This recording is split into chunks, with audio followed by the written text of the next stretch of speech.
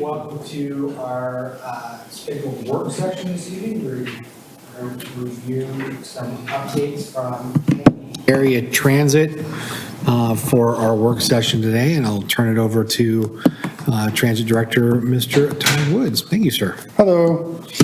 I am Todd Wood, Transit Director, for those of you who don't know me, and next to me is Heidi Muller, Transit Coordinator, and we also have Nancy Muller, the Chair of our Transit Advisory Committee here tonight, also prior Transit Coordinator.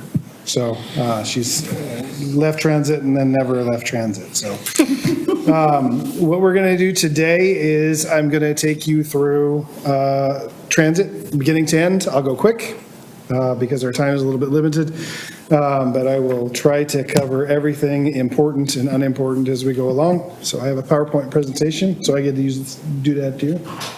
This work? Oh, it works. Cool. All right. You have this in your packet, but it's also up here. So we're going to go real briefly over the CAT history, our operations and administration, our services, the funding that we have, technology, talk about our building, talk about our shelters, and then we're going to talk about our logo, which is really why we're here. Not really. And I won't go through this in detail, but, in 1970, TriMet started, Rose City Transit existed, and Rose City Transit folded because they could no longer operate the system in its current form. So the state formed TriMet and created the payroll tax in 1970. It encompassed almost all of the Portland metro area, most of the counties, with a few exceptions. Canby was included in that, somewhere in that time frame. I don't know if it was exactly 1970, but somewhere in there. And the state instituted at that time a payroll tax in order to fund transit service so it wouldn't become insolvent again. At least that was the goal. And it was about 0.3 per thousand at the time, $3 per thousand of payroll tax at the time. Somewhere in the late 90s, some of the outlying cities, first was South Clackamas, decided that TriMet did not serve them the way they believed they deserved to be served. And so they asked the state if they could get out. And they created a program through the state in agreement with TriMet through an IGA to let them run their own system. And then Wilsonville was shortly after that, and then Sandy, and then in 2002, the City of Canby also went to the state and said, we would like to be able to run our own system. It came with caveats, those caveats being that A, we would run a system, and should we ever choose not to run a system, TriMet has the right to take back over that territory, and B, that we would collect our own payroll tax. The state collects TriMet's payroll tax, but the state would not collect the city's payroll tax. They would have to do it on their own.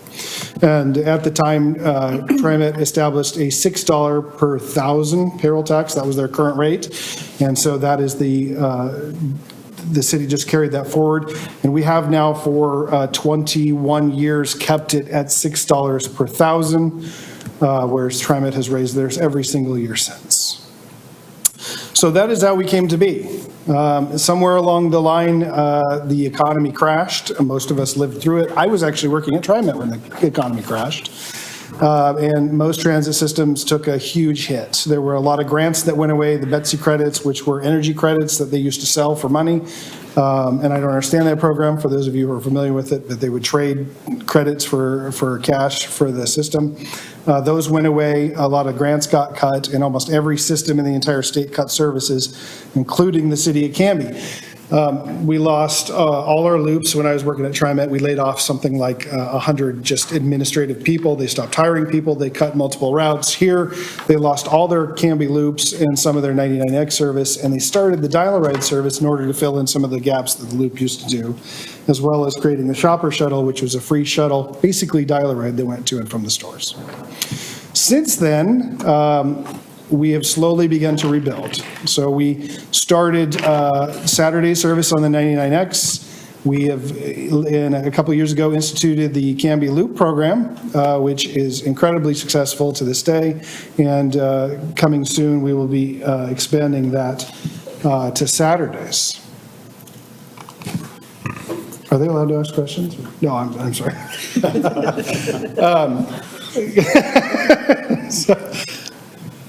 So the city owns the transit system. They own all the assets to the transit system, but they don't actually, and they operate the system, but they don't operate the system.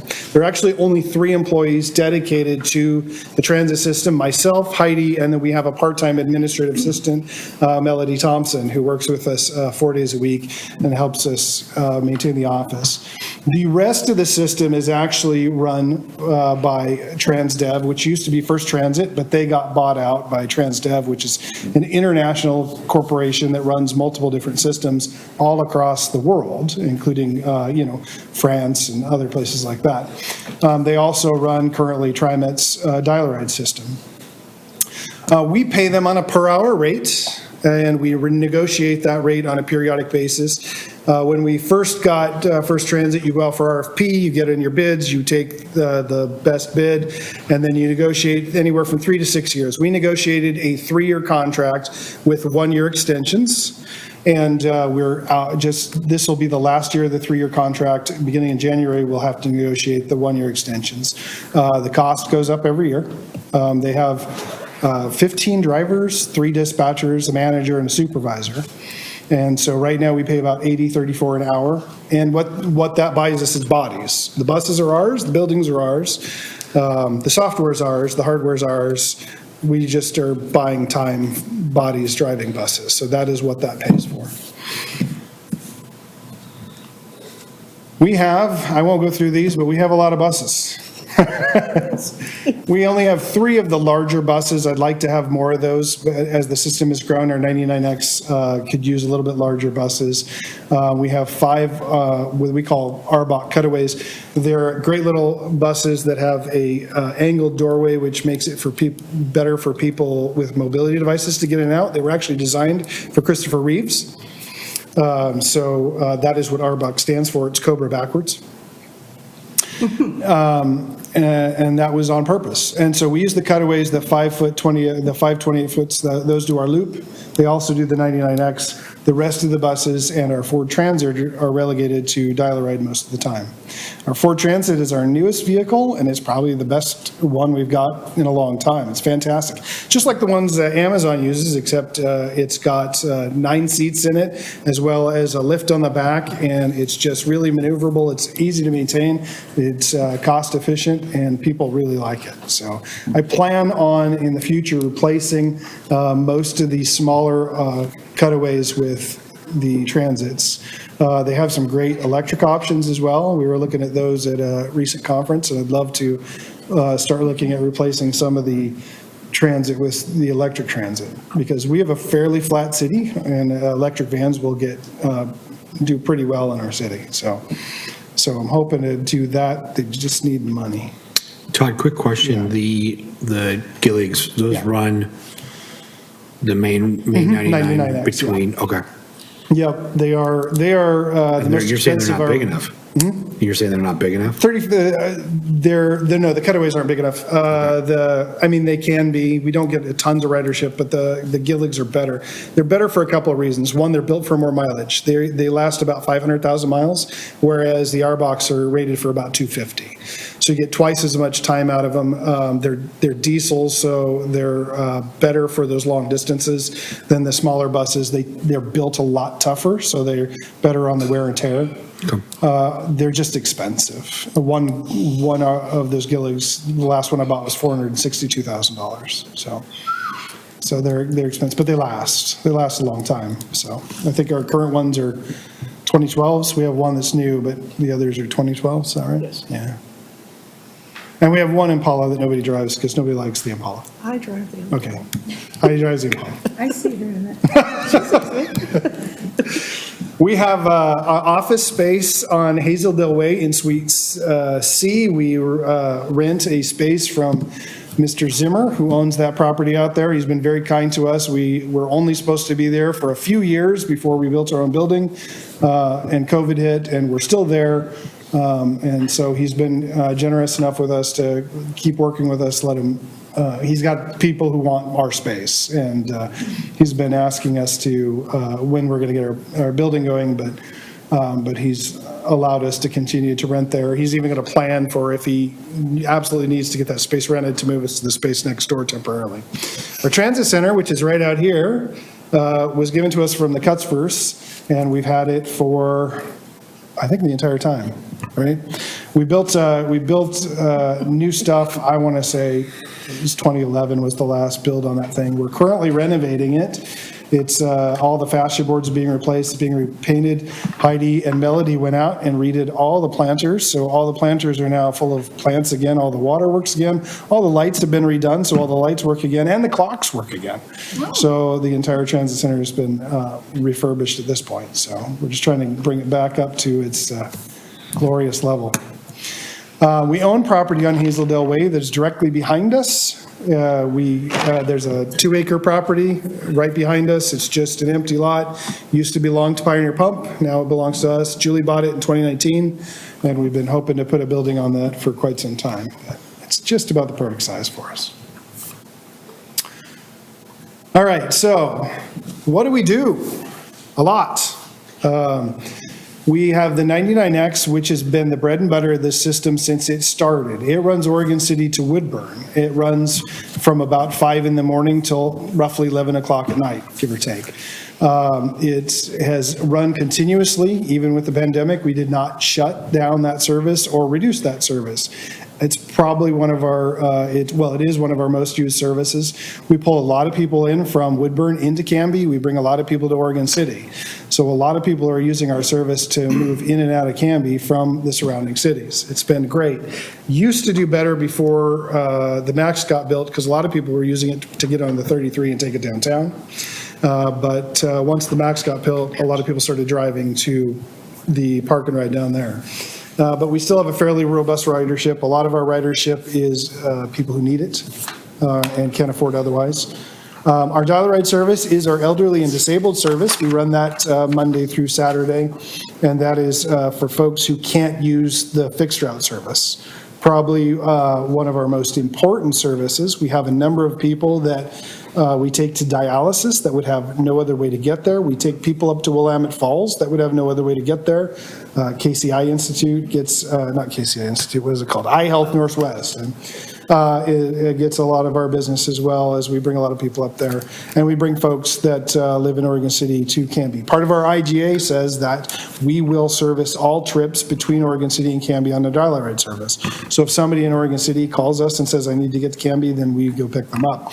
We have students that we actually pick up, or we did, I don't know if we do this year, but we have students that we picked up in Oregon City, and we bring them to Canby High School, because the Canby High School has some better services than the Oregon City High School, which I thought that was interesting. But so it's a very important, probably our most important services for our community, because folks otherwise would be trapped, couldn't get out of their homes. So it's great. And then the Canby Loop, we started in 2021. It's a free service, runs Monday through Friday currently, and it goes around Canby 22 times, runs from 6 a.m. to 8 p.m., right? 7:41, yeah. And that started out a little slow. We had about 500 riders our first month. We're up to over 1,200 right now a month. So we got a lot of folks using that. We got a lot of high schoolers using that, because the high school buses do not pick up our high schoolers when they live close to the high school. And so they ride our bus instead, which works out really well, because then they don't have to walk in the rain. Yes? Does the city of Woodburn help fund our run to Woodburn? They do not. The city of Woodburn does not actually have any, they have their own transit service that they fund, but outside of that, we, as far as going into Woodburn, we go as far as 211? Mm-hmm. Okay. Yeah, I don't know, I was trying to think, what is that? Is that 211? Is that 211 at the Bi-Mart there, and we turn around and come back. I have toyed with the idea of going to Salem, because it would be Salem I would go to ask for money for the city of Woodburn, because of the way the State Transportation Improvement Fund works, and I'll get to that in a little bit, as long as I have time. All right, I'm gonna move along. I can talk a lot, I told you. So our 99X, that's just a picture of our 99X that shows you it goes from Oregon City to Woodburn.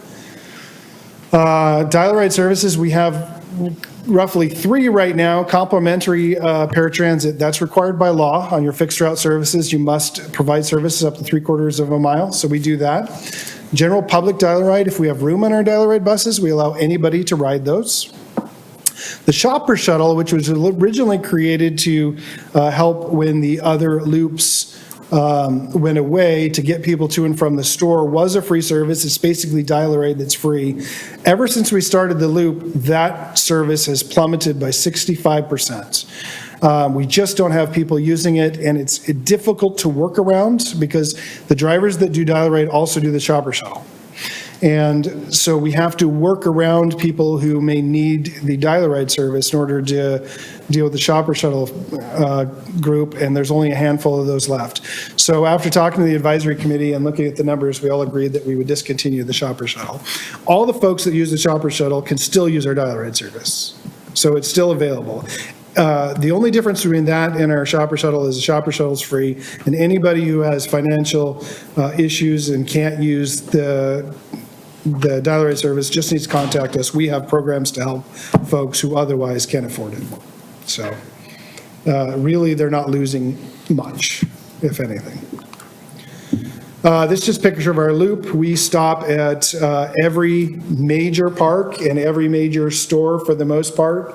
The only store area we don't go straight down is Second because there's already too much traffic, so we go down Third, but it's close enough for most of the folks in downtown Canby. But we want to make sure we hit most of the major schools, most of the major parks, and most of the major stores, as well as the areas of lowest income. So that's how the dial-a-ride has been, or the loop has been designed. And it's been fairly successful. We have a lot of ridership in the Maple Park area. We also have a stop there. We have a lot of ridership on Township Road, and of course the high school, as well as the Canby Area Transit Center. So Fred Meyer's being our most popular stop, Safeway a close second. So a lot of people using that service right now, which is great.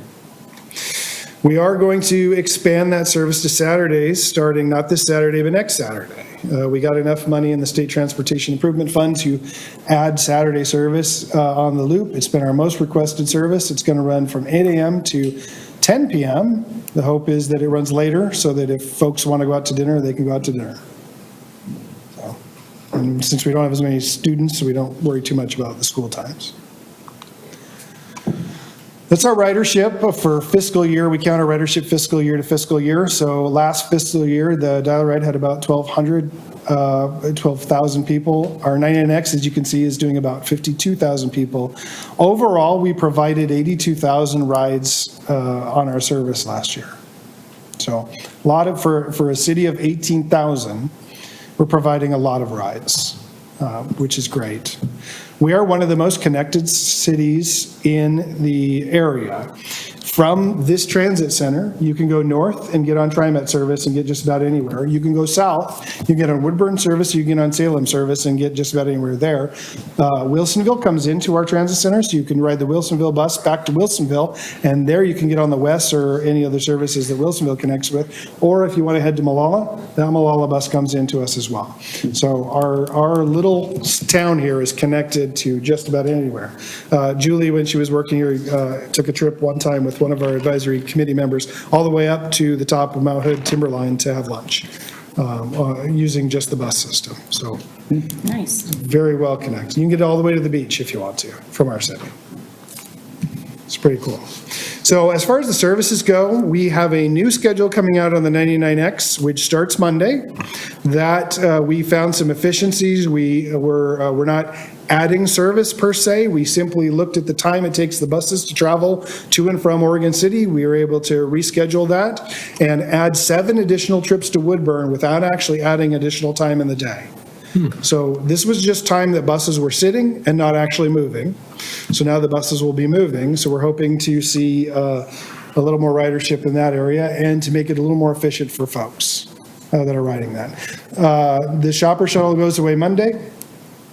The Canby Loop expansion starts next Saturday, and then after that, we'll find out. We just finished our scoring for the Transit Master Plan RFP. We got a $200,000 grant for that. And of course, the bids came in right at $200,000. So, Shocking how that works. yeah, it's amazing. So we will start that process, getting that company on the way to tell us where we should go in the future. So we know where to expand or contract and see what the people actually want to do and what's the best use of our time. We'll go over this real quick. How are we funded? 63% of our funds come from the local payroll tax. Again, we haven't raised it in 21 years. It's still $6 per thousand. The rest of it comes from some form of grant. Fares make up 1 or 2% of our entire pool. It's so low that we stopped collecting fares on Saturday because the administrative costs of dealing with the fares on Saturday outweighed the amount of money we're actually collecting on Saturdays. So all of Saturday service is now free. And so we collect about $60,000 a year in fares. The rest of it comes from the 5311, the 5310, and the STIF, the State Transportation Improvement Fund. That's HB 2017, for those of you familiar with it. That is the pay that we all pay out of our paychecks. Comes out of everybody's paycheck that has a job. It says transit at the bottom.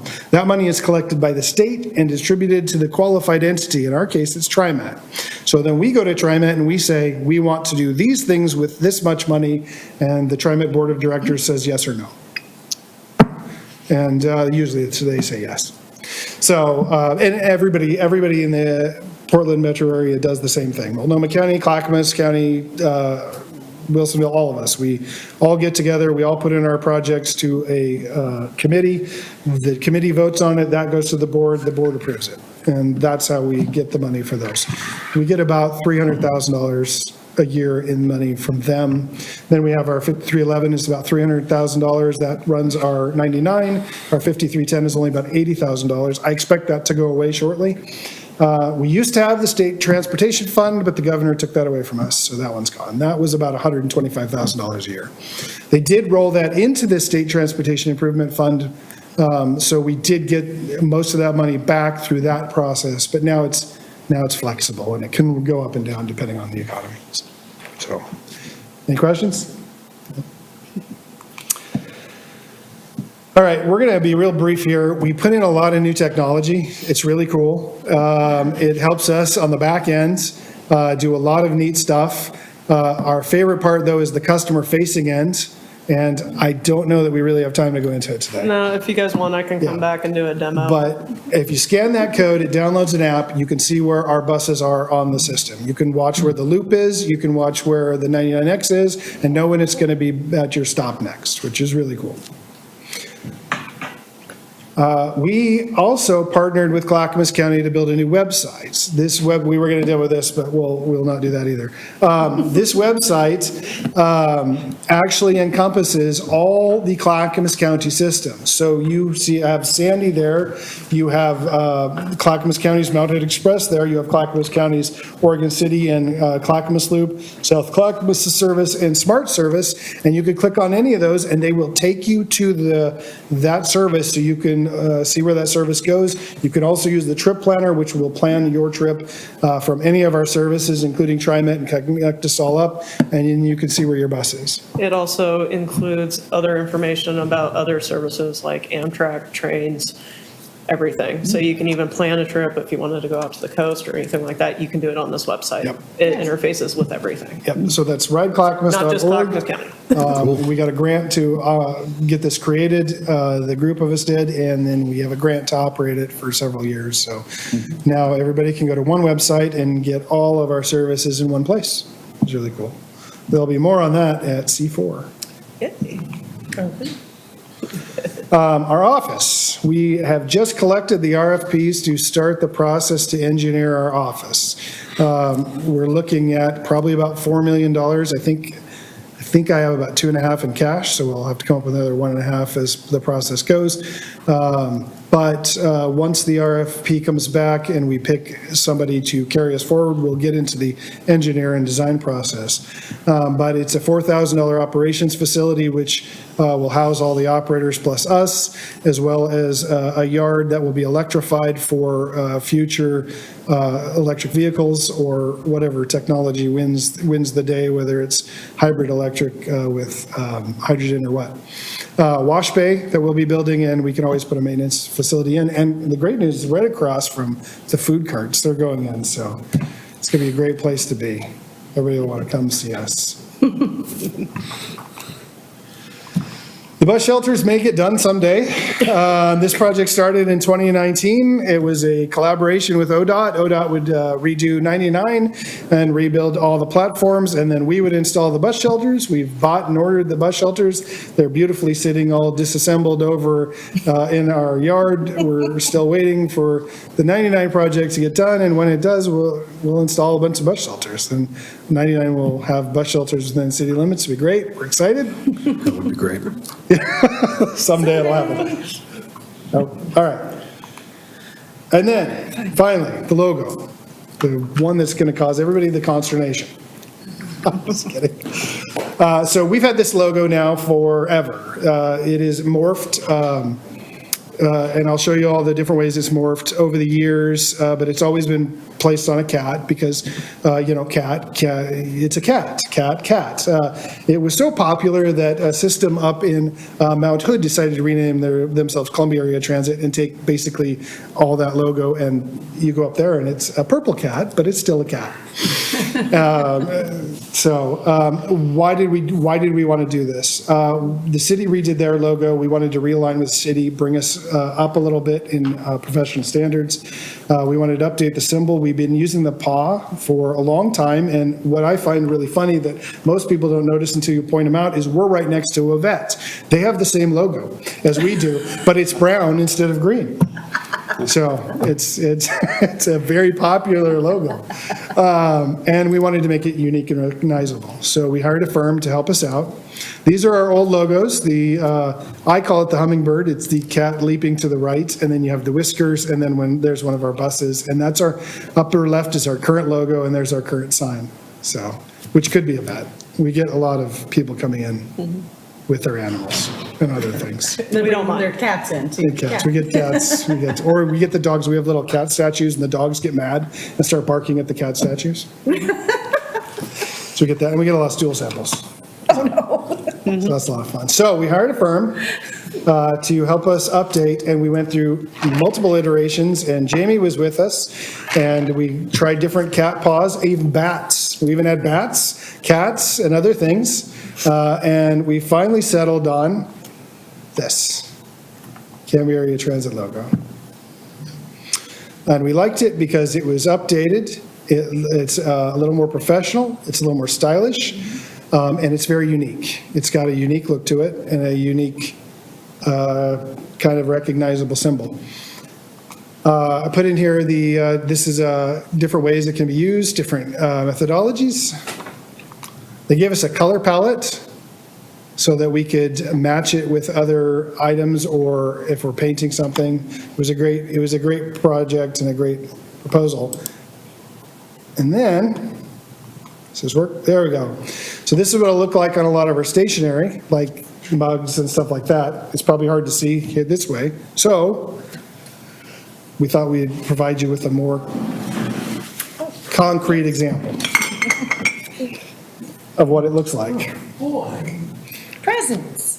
Thank you.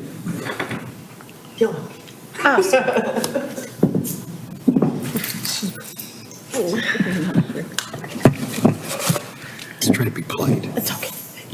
Cool. I can take hers too if you want. Yeah, I'll leave it. You guys. This is what some of the mock-ups would look like when we adjust it onto the buses. Obviously, this isn't something I can afford to do right now. It's costly to rewrap buses, but we would just purchase new buses with the new wraps, and if we had money available to wrap a bus at a time, they may never all get redone. If you watch TriMet, you see buses from, all generations still out there. It's a costly proposition to move things, but that is what it looks like on our buses. Nice. Questions, statements? I buzzed through that really fast. I just hit 7 o'clock, so I didn't give you your 10 minutes. Chris, anything? I'm curious to know how long we can go at 6 per 1,000, do you suppose? As long as I possibly can. Yeah.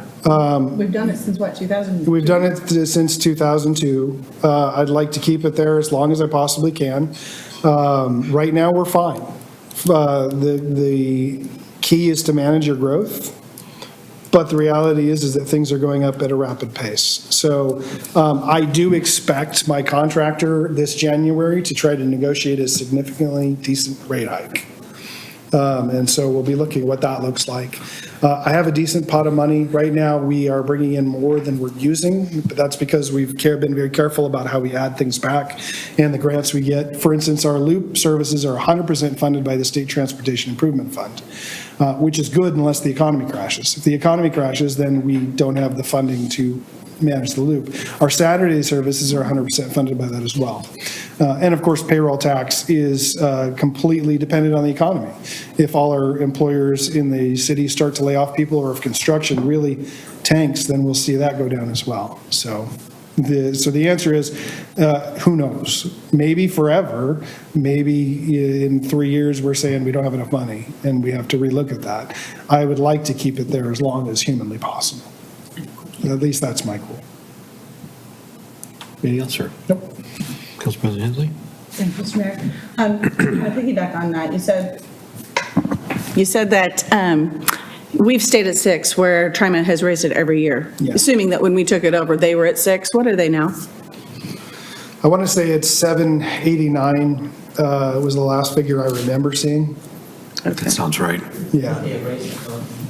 It goes up every year. It's an annual increase. It steps up every year. They have to go back to the state and ask for it to be re-upped every so many years. And it has a built-in level that goes up every year. It stair steps each year, and then they Yeah. have to go back for another, like a renewal of the. Yeah. Okay. When I do the budget, I go look at TriMet's current rate and I compare it to our current rate. So it's in the budget document if you look at that, but I believe it's 789 right now. Okay. But if we don't have this service, TriMet comes back in and we'll be paying TriMet has $79. to be clear, TriMet has the right to come back in. Oh, that doesn't necessarily mean they will. but okay. So they have the option to take us back over. And if they do that, they implement the payroll tax and they provide some level of service. We don't have a lot of say over what that is. So we have less service for more money. Okay. Very possibly. Probably, yeah. Yeah. Do you have anything? Thank you for the presentation. It was Yeah. helpful. I learned quite a bit. I have a couple of questions for you, Todd, and I'll be quick Yes. because I know we got to get switched over to council. You talked about the decrease in some of the ridership going to Oregon City because of people driving to the Yep. light rail station. Yep. What's our ability to be able to connect Canby to the light rail station? It's, I know there's a boundary, territorial battle with TriMet over stuff like that, but no, I can drive a bus across the country if we had the money to do it. I mean, Okay. we are only limited on our ability to fund this, but you have to remember too that most of our funding comes from the residents of Canby. So the question is that a service the residents of Canby want? That's a long haul. And so that's part of what the Transit Master Plan answers, is they look at what do you actually want the service to do? Okay. Could we do that? Sure. Is it financially feasible? That I don't know. And would people really use it? That I'm not sure about either. Okay. So that's kind of what we have to answer. I do know that Wilsonville is building a service that is going to go from Wilsonville to the Clackamas Town Center. And they're going to stop at the Oregon City Mall. And when they do that, we will adjust our service to connect to them so that people can have a free service to the mall or a free service all the way back into Wilsonville along the freeway. So that'll open up a few more doors there. Okay, good to know. Yeah. The $60,000 that you collect in fees, Yes, fares. what's it in the, thank you, in the fares, what does it cost us to collect that? So we have the contractor collect it. We have to audit the contractor periodically, and I do have to break it out on my grants, so I don't have an exact figure. It's just part of our administrative expense. I would say it's probably still worth it at this time as far as if you did the math, it probably doesn't cost us anywhere near 60,000. We were bringing in less than $100 a day on the weekends, and that, I have to break, that's State Transportation Improvement Fund money, and TriMet requires that to be broken out special. So all the money I get from TriMet, I have to, all my reports go to TriMet, and they audit us. Okay. And so they required it to be broken out in a specific way. The other thing is, we don't have to have support out there, because the drivers no longer have to collect money, they don't have to worry about their safety, they don't have to carry the fare boxes in, there doesn't have to be somebody in the office to make sure that that money's secured. It's just, there was a lot of little pieces that it was a lot easier to just say, let's not do this anymore. The other thing we determined is that most of the people that ride our Saturday service are low-income people that work jobs that require Saturday work. Right. And so it just made sense that, why punish the lower income folks when we can make this free and it benefits us and benefits them. So No, it just appreciate made a lot of that. sense. My last question is kind of a dual question. So as we, looking at the vehicle wraps and whatnot, and I like the new logo, I'm sure that you'll probably hear some pushback, but I think it's great. I think their colors are a lot, it's just more current, so I think it's great. Will we wrap new buses and vans as we purchase them with the new colors and schemes and whatnot? Yes. Okay, and then my last piece, and then I think Counselor Patton has a question, is I know that on the backs of the buses, it's got it stenciled on there that Canby Area Transit supported by the business Yep. community. Is that still going to continue to be on Yes. the back of that? Okay, perfect. That's all that I had. Counselor Patton, you have a question? Yes, can you hear me there? Yes, we can. Ask questions? Holy cow, that's awesome. So my question is, and I know this might be an exercise in futility, but I would be curious as to what the wrapping of the old buses amortized over the course of a couple of years would look like. I can appreciate how TriMet does it, but having mix match things is I'm not a huge fan of that. And so if there's a possibility that we would be able to do that over the course of a period of time and not tie it to the bringing in of new buses, I would love to see if that's possible. It's possible. It costs about $800 to wrap a bus. It's not cheap, because those are very large graphics, and you have to have a professional install them in order to get them right. We do most of our work through Gillespie. They do a fantastic job. Every one of our buses is wrapped. None of those are painted. All that's decals done by Gillespie. But it's about $800 a bus, give or take. And it depends on how extensive the graphic is and how much work they have to do to fit it. So as a follow-up question then, if you do multiple wraps, do you get like a bulk rate or? I've never done multiple wraps like that, because we usually buy one or two buses at most at a time, so I do not know. And most of the time, the wrap is built into the grant fund, because it's a part of the grant. And so it's usually billed out to the grant separately. So whether or not he gives us a discount, I don't know on that either. Well, I'm not going to give up, Paul. We'll see what happens. Okay. Well, thank you both very much for the presentation. I know it was quick. I apologize for that. It's all right. but, there's great things going on with Canby Area Transit, and I appreciate the work that you guys are doing. Pieces are coming, and I know it's been a slow work in progress, but I think we're seeing a lot of really great things. So as we grow, we definitely need the service. So appreciate it very much. We're also looking for committee members, so. Always looking for committee members. I'm sorry, you said you need committee members for the Canby Area Transit Board. Yes. How many do you need? I don't know. Two? Three? I think three after Okay, tonight. we need three. Yeah. I think there's probably a couple people. I think we here have that one. can do it. Are we adding one tonight and taking one off tonight? Something like that, yes. Yeah. It's a so swap. Doing a net swap. Yeah. One All right. So. Well, thank you both. All right. Appreciate it. Yep. That concludes our work session. Those of you that just popped in, thank you. Sorry, we're running a skosh behind this evening. Maya, you need about 5 minutes to switch over? Okay, so we're going to take a quick 5-minute break while we switch up technology and all those fun things, and then we will get our city council meeting started. Recording stopped.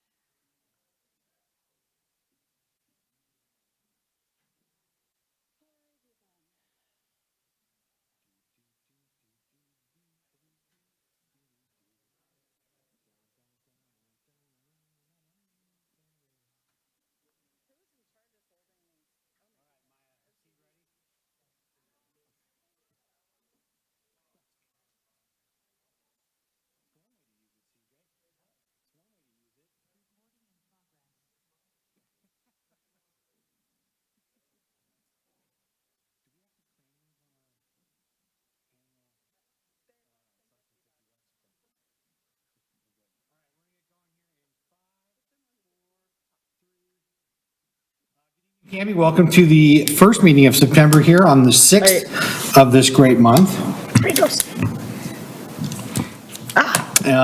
So thank you. We apologize for the tardiness. We had a work session that started later than anticipated, so we wanted to make sure we covered off on that with a presentation from Canby Area Transit. If you'll please stand for the invocation and the Pledge of Allegiance, please. Dear Heavenly Father, I just want to take a moment and say a prayer for our returning students to school at all levels, and pray for the teachers as well. I pray that the students are safe and healthy and that they learn to be wise, learn how to reason, and learn to be questioners of all that is important. I ask these things in your name. Amen. Amen. I pledge allegiance to the flag of the United States of America and to the republic for which it stands, one nation under God, indivisible, with liberty and justice for all. Thank you. Next on our agenda is the swearing in Swearing in, not swearing out. of a new city councilor, Daniel Stearns, to replace leaving councilor Sean Varwig. And I think Judge Graff is going to put you through the wonderful paces of swearing you in, Mr. Stearns. So please come forward and meet the judge. Is there a piece of paper for me to read? Apparently it's in my folder. We need to get up here by the microphone. Okay. Oh, well, thank you so much. Thank you. Okay. You sure about this? Raise your right hand and repeat after me.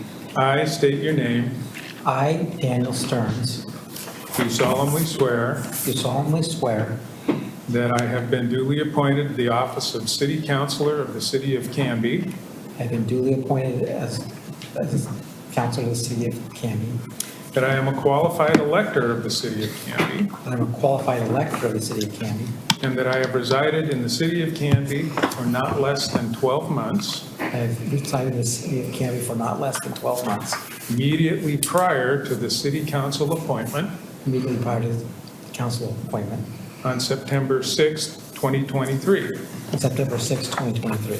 and that I will support the Constitution and laws I will support the Constitution and laws of the United States and the state of Oregon, of the United States and the state of Oregon, and I will faithfully perform the duties and I will faithfully perform the duties of the office of City Councilor of the office of City Councilor of the City of Canby, Oregon, of the City of Canby, Oregon, to which I have been appointed. to which I have been appointed. So help me God. So help me God.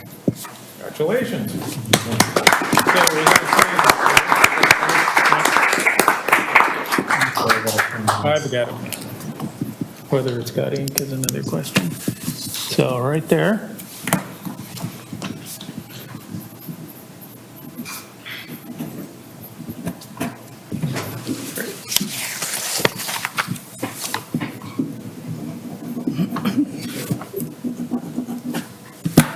Go. Congratulations, Daniel, come on up. Oh, I guess that's not. You officially get to take a seat here on the dais. Judge, thank you very much, appreciate it. Thank you, Judge. Got some things to talk about. We do, yes, sir. Just friendly reminder. Thanks, Judge, it's good to see you. Well, Counselor Stern, welcome. Welcome. Did you want to take a moment and introduce your support that you will need in this hefty role? Thankful for my family that's here, 3 of my children, and Grant, and, okay. That means talk, red means don't talk. Okay, so when I'm talking too much, they'll change it to red. You will just push the button. Okay, I'm thankful for their support because they're the ones that'll have to put up with me doing these meetings and just ready do the job. Well, we're glad you're here, so thank you, and thank you to your family for Hi, Mary Luz.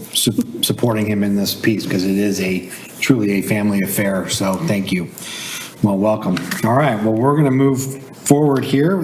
Next on the agenda is proclamation, so the POW MIA Recognition Day proclamation.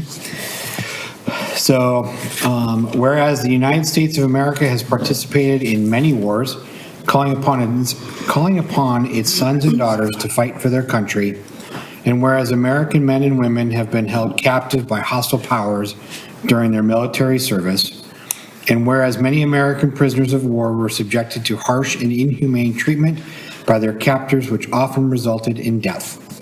And whereas Americans are still listed as missing and unaccounted for, and the families and friends of these missing Americans, as well as their fellow veterans, still endure uncertainty concerning their fate.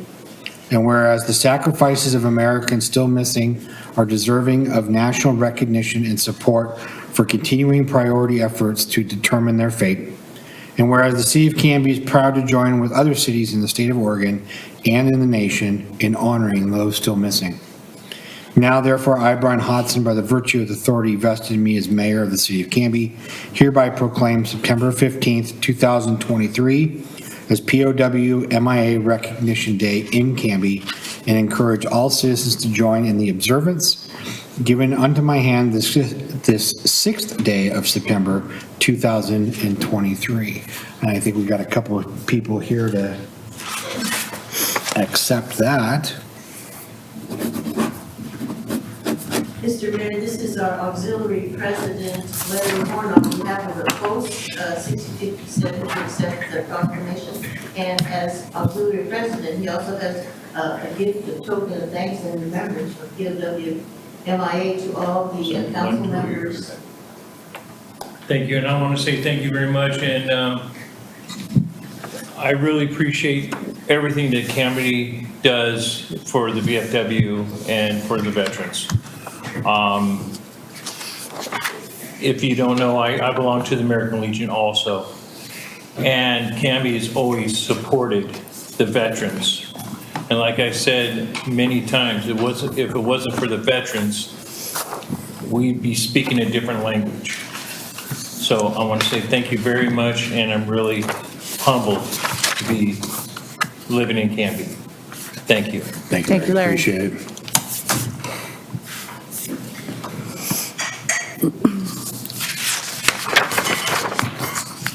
Next on our agenda this evening is the Canby Public Library Day proclamation. So this is, so whereas the origins of our library reach back to 1937, when 3 members of the Canby Women's Civic Club went door to door gathering donations and books to start a community library. Whereas thanks to their diligent efforts, the Canby Public Library was established in Canby's newly built City Hall on September 16th, 1937. Whereas since 1937, the library has improved the quality of life in Canby by serving as a center of community life and discourse, offering opportunities for people to enrich their lives through educational, cultural, and artistic experiences. Whereas libraries create better citizens and safeguard the future of our community by enabling individuals to make informed decisions about their self-governance, by promoting unrestricted access to information, by supporting print and technological literacy, lifelong learning, and free expression of ideas. And whereas over the course of many years, Canby has been well served by its public library, which continues to make Canby a great place to live and work. Now, therefore, I'm Mayor Hodson, by virtue of the authority vested in me as Mayor of the City of Canby, do hereby proclaim September 16th, 2023 is Canby Public Library Day, and encourage all residents to take advantage of the many resources the library offers and to take part in the many activities being held to commemorate Canby Public Library Day. Given under my hand this 6th day of September 2023. And Councilor Bangs, if I give this to you, will you take this to the library board? Absolutely.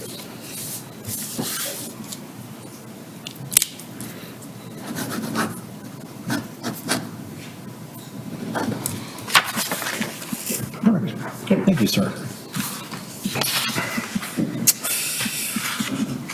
Next up is staff introductions, and I'll turn that over to Ms. Stein.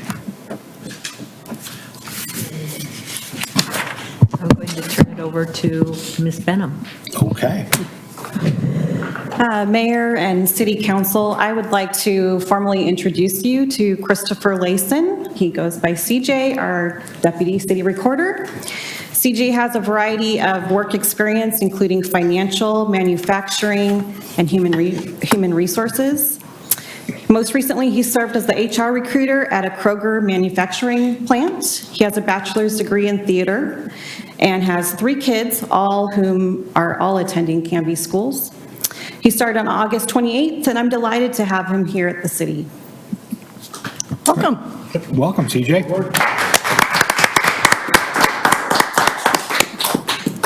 And you've been on staff now for how many days? Big is it? We always ask that question, we're not sure. 7. Okay. Yeah. Well, we're glad to have you. I know it's been, and I know that Maya is definitely glad to have the added support, so we tend to run her ragged as a council, so welcome aboard. I'm glad to have you. Any other introductions? Okay, great.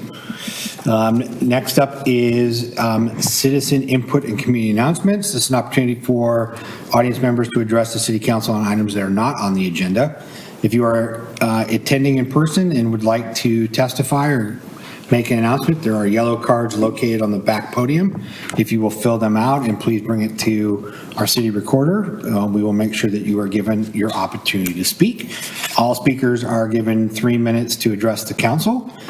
If more time is needed, please feel free to buy time from another audience member. If you'd like to speak virtually, please contact the city recorder by 4:30 on the day of our city council meetings, and she will make sure that you are put in queue. I have no yellow cards. I'm not seeing anyone rushing to get a yellow card.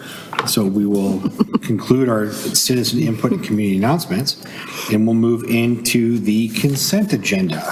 Mr. Mayor, I move to approve the consent agenda that includes the minutes of the June 29th, 2023 special city council meeting, the removal of member Brian Peterson from the Transit Advisory Committee for a term to end March 31, 2024, and the reappointment of member Paul Waterman to the Transit Advisory Committee for a term ending March 31, 2026. Thank you.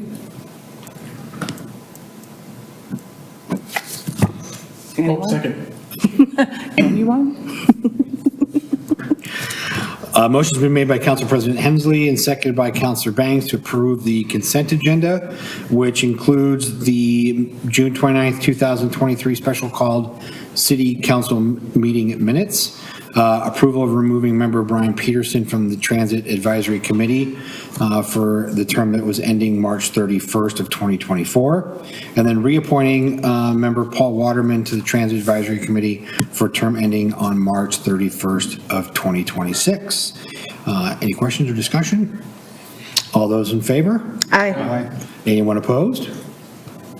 Abstentions? Wait, Mr. Mayor? Oh, Councilor Patton? sorry, Jason, go ahead. Councilor Patton, No I problem. I apologize. just wanted to say I apologize for my error earlier. I referred to Todd in the earlier session as Paul. I apologize. I meant Todd. And I approve it. It's fine.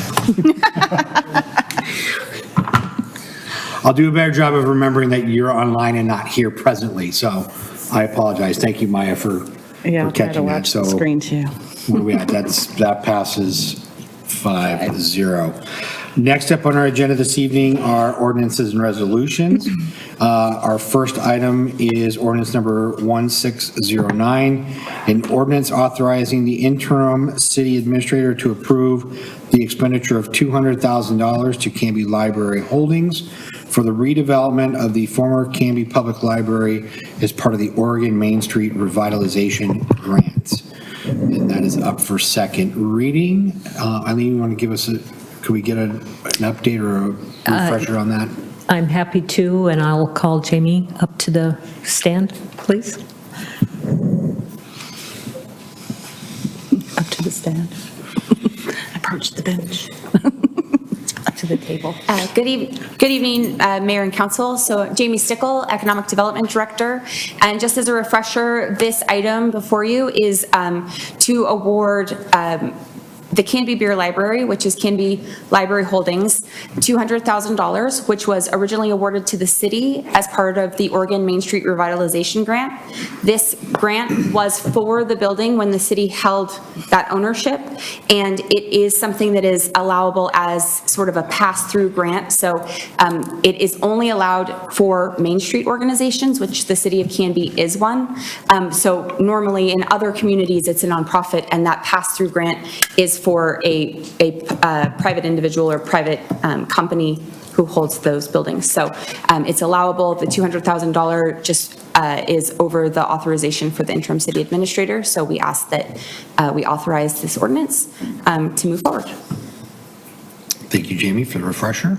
Any questions for staff? Yes, Councilor Banks. No questions. Okay. Once again, Yes, Councilor Stein. Just to be clear, the grant, if we didn't approve this, I'm sorry. 6 weeks. Yeah, sorry about that. Just to be clear. Jason's had to give instructions on how to do that. Okay. I'll have to go to him. No, the question I have, just to clarify, this was a grant that was approved for the library, and for, if we weren't to approve the expenditure, then the grant would have to be returned? Yes, the grant was awarded in 2019 as part of the Oregon Main Street Revitalization Grant. It is a program that is overseen by Oregon Parks and Recreation, and it was for this specific project.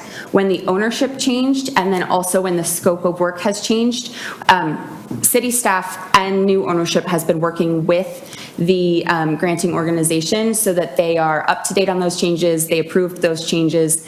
It still fits in with the scope of how this grant is, and because of COVID, they really, I think, exercised a lot of flexibility, because obviously people weren't building or redeveloping in the same way that they had been before.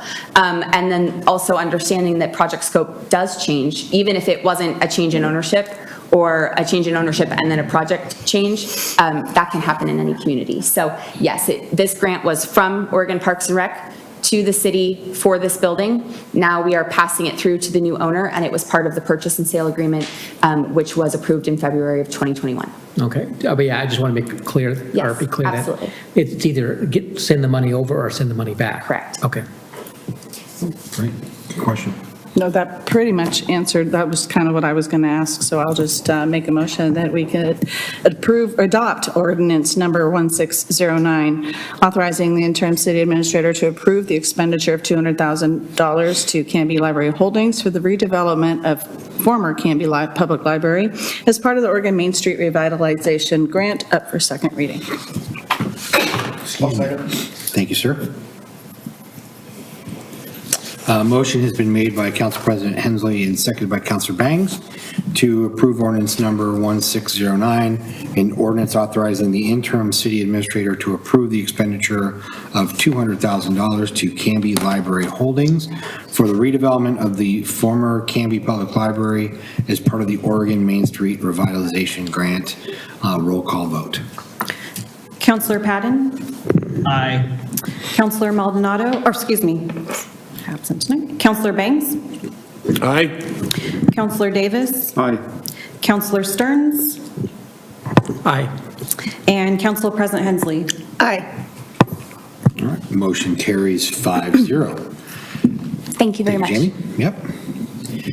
Next ordinance is number 1610, an ordinance authorizing the interim city administrator to execute a contract with Landmark Ford in the amount of $160,317.03 for the purchase of a new service truck.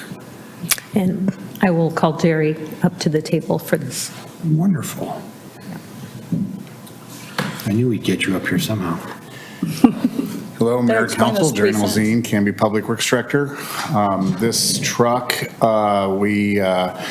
we requested through the budget process and was approved. We were budgeting $190,000 for it because of how expensive it was. So we shopped around and got this one for $160,000, which will meet all our needs. It's a truck it's going to be budgeted through stormwater, which is one of our sewer funds. And its main function is to carry tools and service sewer pump stations, pull pumps. It has a crane on it, everything else. The truck it's replacing is a 1995 that goes out every day, still runs good. It's a Ford similar to it with 78,000 miles on it. And so everything still kind of works on it, but doors, hinges on the service body, everything's getting worn out, so it's hard to find parts for it. So we're requesting you guys approve this. Okay. Thank you, sir. Yep. Any questions for staff at all? No? I have a question. Yes, Counselor Stearns. Apologizing for asking too many questions, but it's my first time here. No, so you're totally fine. Better ask questions than not. I looked at this and maybe, do you have like a picture of what you're getting, or, because I see a truck for 51 and Carco was 107. I'm not quite sure what that means. Yeah, good question. So the 51 is the chassis, cabin chassis, and then the remainder of it is for the body. Okay. The service body, the crane, and all the. So it has a lot of equipment. It has a lot of equipment on it, and we're doing this through a government pricing, so that we actually did shop around and got several bids, and this was the cheapest one. Okay. Oh, I wasn't very clear on what exactly was being purchased. I was trying to Google or something, find out what similar stuff. And we could get you kind of a picture if you would like us to send that. You could. It'd be nice to see what, I don't know. Let's include it in the second reading. Absolutely, This- we could Yeah, this supply will that come second back. reading. Because, a picture's a 1,000 words, Absolutely. Because there's a huge variety of F-55, Yeah, for sure. 550s out there. Okay. Jerry, is this a new truck or used? We actually were trying, our city administrator asked us about going used, so we shopped for used, and the problem is she's only consigned for up to $50,000, so getting someone to hold a truck, for the 2 readings in the 30 days is almost impossible to get anyone to hold, and anything under 50,000 isn't real good quality. Right. So it's a brand new truck, and that's where we've been kind of going towards, just because of the signing authority of the city administrator. Okay. And when do we expect delivery? I know it was in here, I just don't recall. It's going to be a while. Okay. It'll be probably 8-10 months. Okay, perfect. Yes, sir. I move to approve ordinance number 1610, authorizing the interim city administrator to enter a purchase agreement with Landmark Ford in the amount of $160,317.03 to purchase the new service truck to a second reading September 20th, 2023. Second. And 3 cents. Motion has been made by Counselor Bangs and seconded by Counselor Davis to approve ordinance number 1610, an ordinance authorizing the interim city administrator to execute a contract with Landmark Ford in the amount of $160,317.03 for the purchase of a new service truck coming up for second reading at our next meeting. Any other discussion or comment? All those in favor? Aye. Aye. Anyone opposed? Motion carries 5-0. Next up on the agenda is ordinance number 1611, an ordinance adopting the economic opportunity analysis as part of the city comprehensive plan, first reading. And Donna will discuss this item. Great, thank you. Welcome, Mr. Hardy. How are you? Thank you. Very well. Good evening, Mayor and council members. This is not a new topic for us. You've previously heard this presentation, but this is going to adopt the economic opportunities analysis as part of the comprehensive plan. It was previously accepted by the Planning Commission and City Council. I'll go through it again. I won't go into a lot of super fine detail, but I do have a PowerPoint that I think Maya is bringing up. We also have a consultant, Tim Wood from FCS Consulting on the phone, on the Zoom rather, for any detailed questions. They are the economists that helped us with the economic opportunities analysis.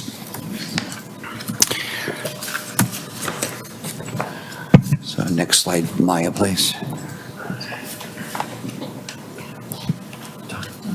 Oh, sorry.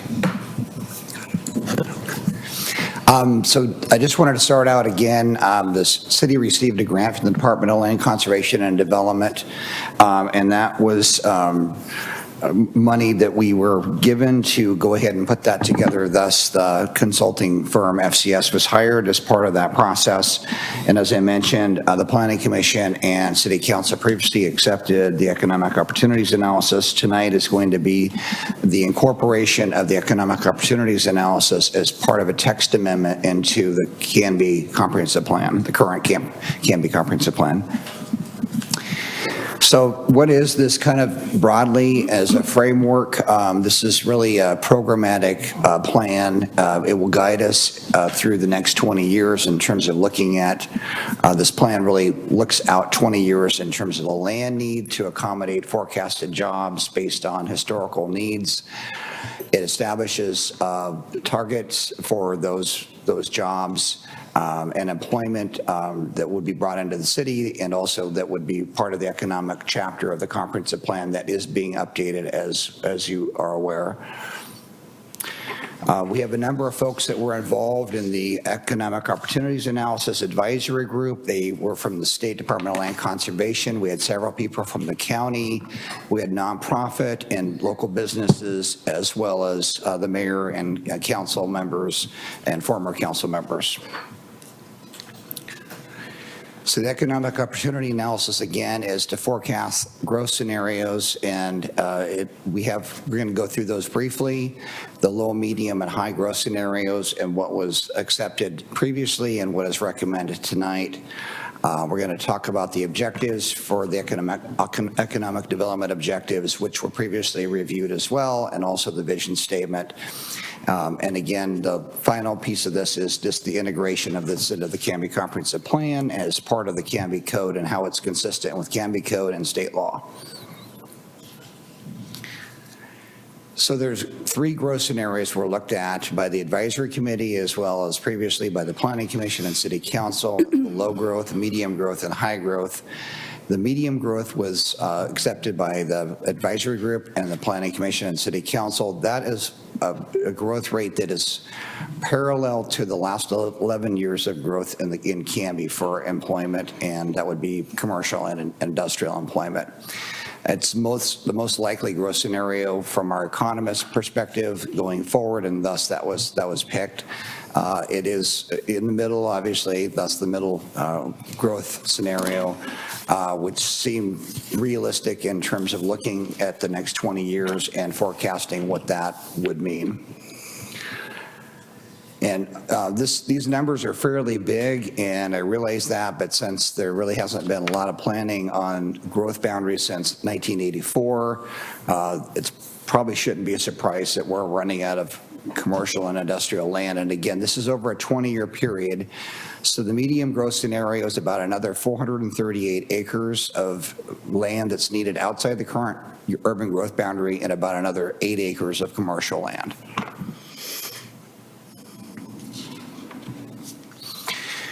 There was a number of economic development objectives that were reviewed previously. This is part of the economic opportunities analysis report that's in your packets.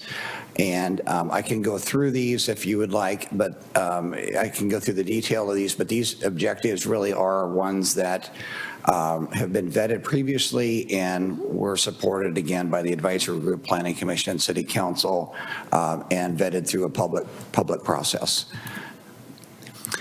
I'm going to go ahead and forward on this a little bit, and we can come back to this as needed. I did want to key out the Planning Commission's. The Planning Commission spent some time on this, and they had some recommendations which we'd like to include as part of the record. There's a number of objectives, as you saw before, 13 objectives. It's not that they weren't addressing every one of those. They agreed with the objectives, but for some targeted ones, they wanted to specifically bring some things to light.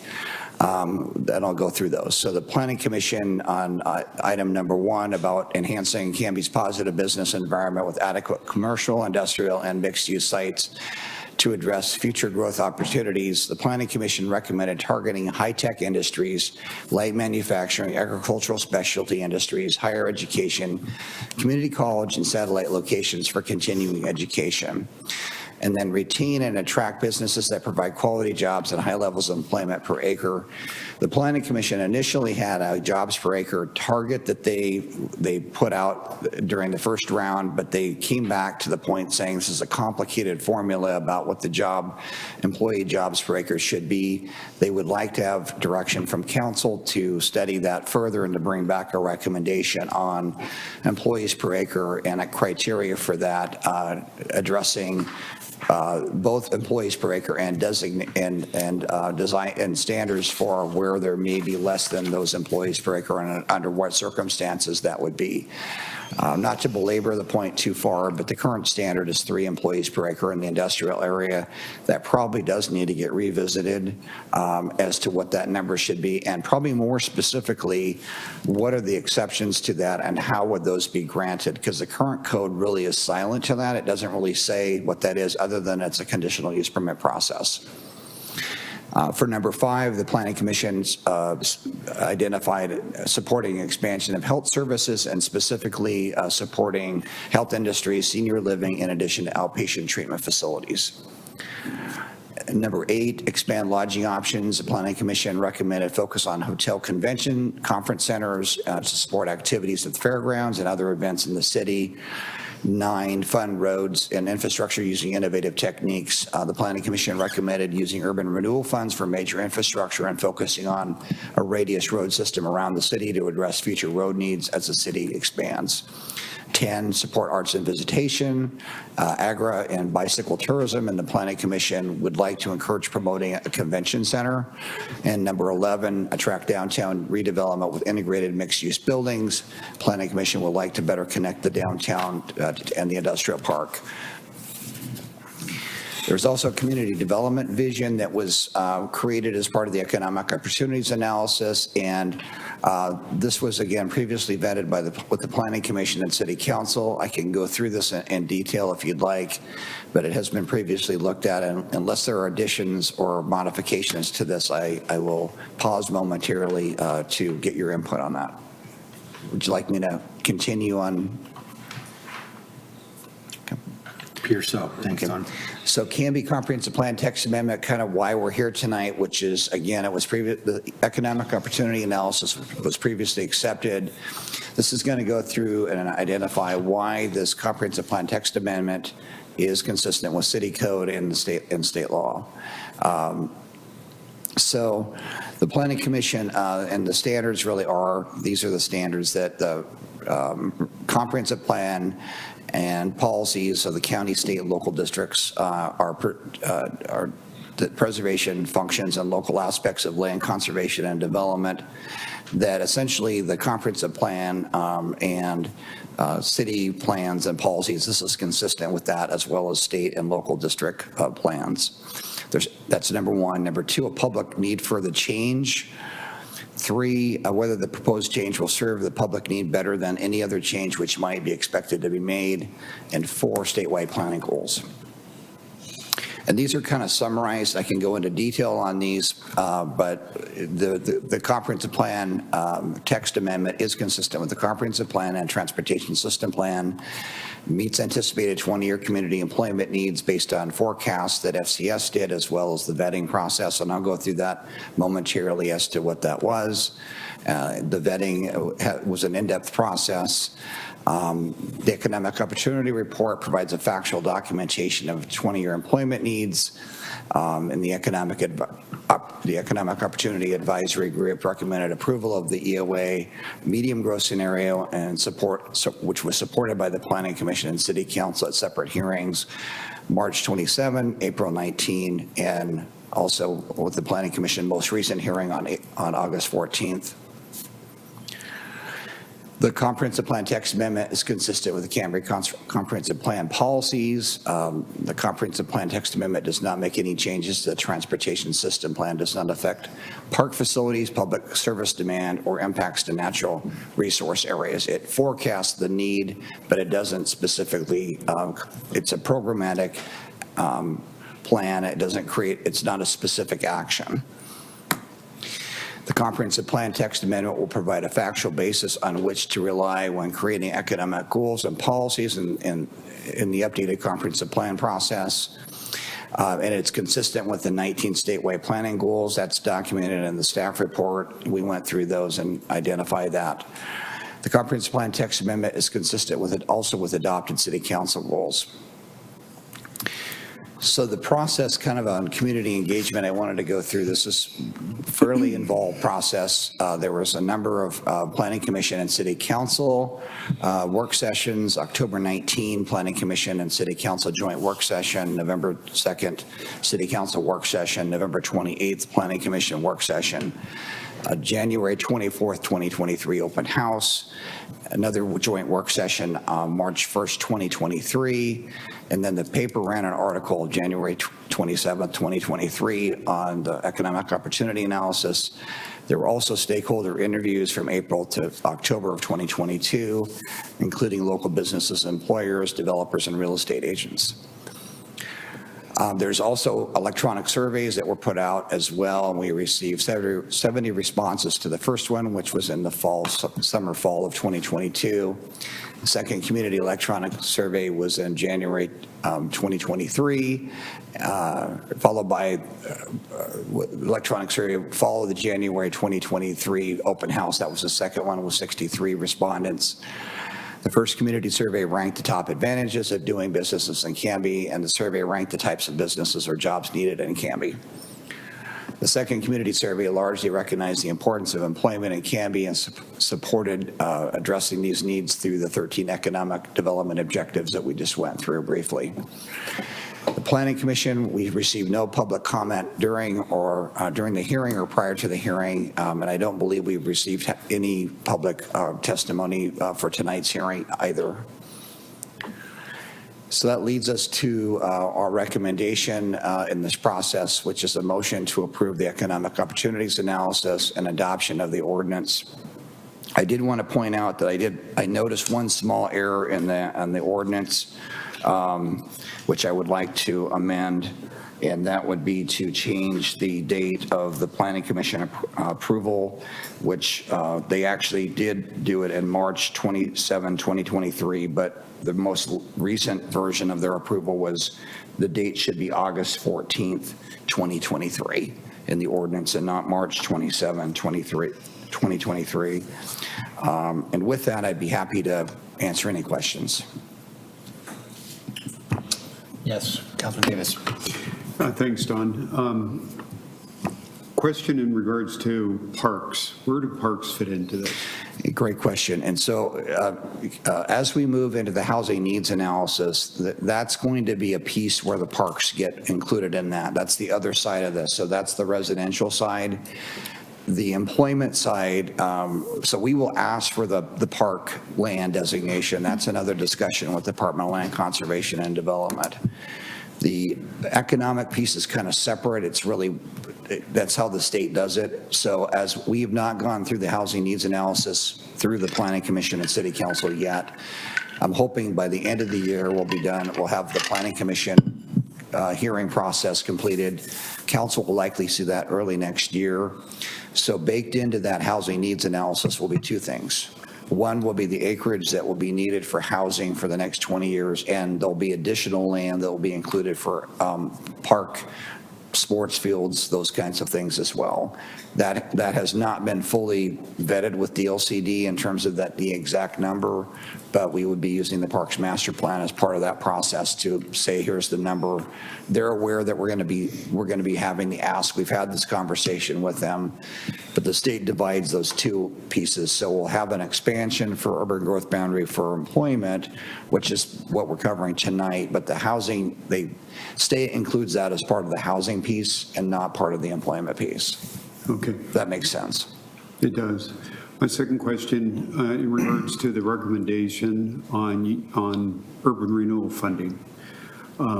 When as we sunset the urban renewal in 25-26, how do we address future urban renewal in regards to funding for some of this?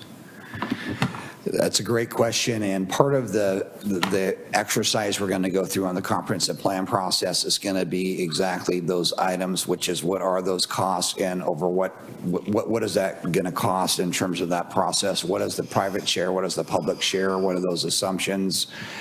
And I think that really, ultimately, on November 1st, we're going to have a work session coming back to council to talk about urban expansion and what that looks like in terms of both a boundary and then also a conceptual plan, which would be more detailed in terms of like looking at the details of that. So the urban expansion would end up being kind of a twofold process. One, an adoption of the boundary, and then secondly would be the details of the detailed financial elements of that piece of that would come. We'll have some of that information as part of the comprehensive plan process starting out, which obviously will come back to council in those discussions. We'll have more to share on November 1 on kind of the framework of that. I don't have a great, absolute answer for you in terms of what that would be, but I think part of that is first of all, defining what that cost is going to be, and then, what part of that would the city end up taking on? That's the public-private split that would end up being part of that discussion. Some of these discussions will probably be things like the Pioneer Industrial Park, and I understand that Sequoia was put in as something that the city put in as a spine road with utilities, and then all the other roads for being put in by private development. Those are those discussions that would end up happening later in that process during more the concept planning stage of this. But there would be information at the urban growth boundary expansion initial phase, which would talk about that high level. We're not quite to that at this point. We're more like, what does the land need? That's kind of before the council tonight. And then we're going to have to get into the details. And it may be that this takes a while over time, like the expansion area, and it's fine that would take time to actually develop infrastructure, et cetera, over that period of time.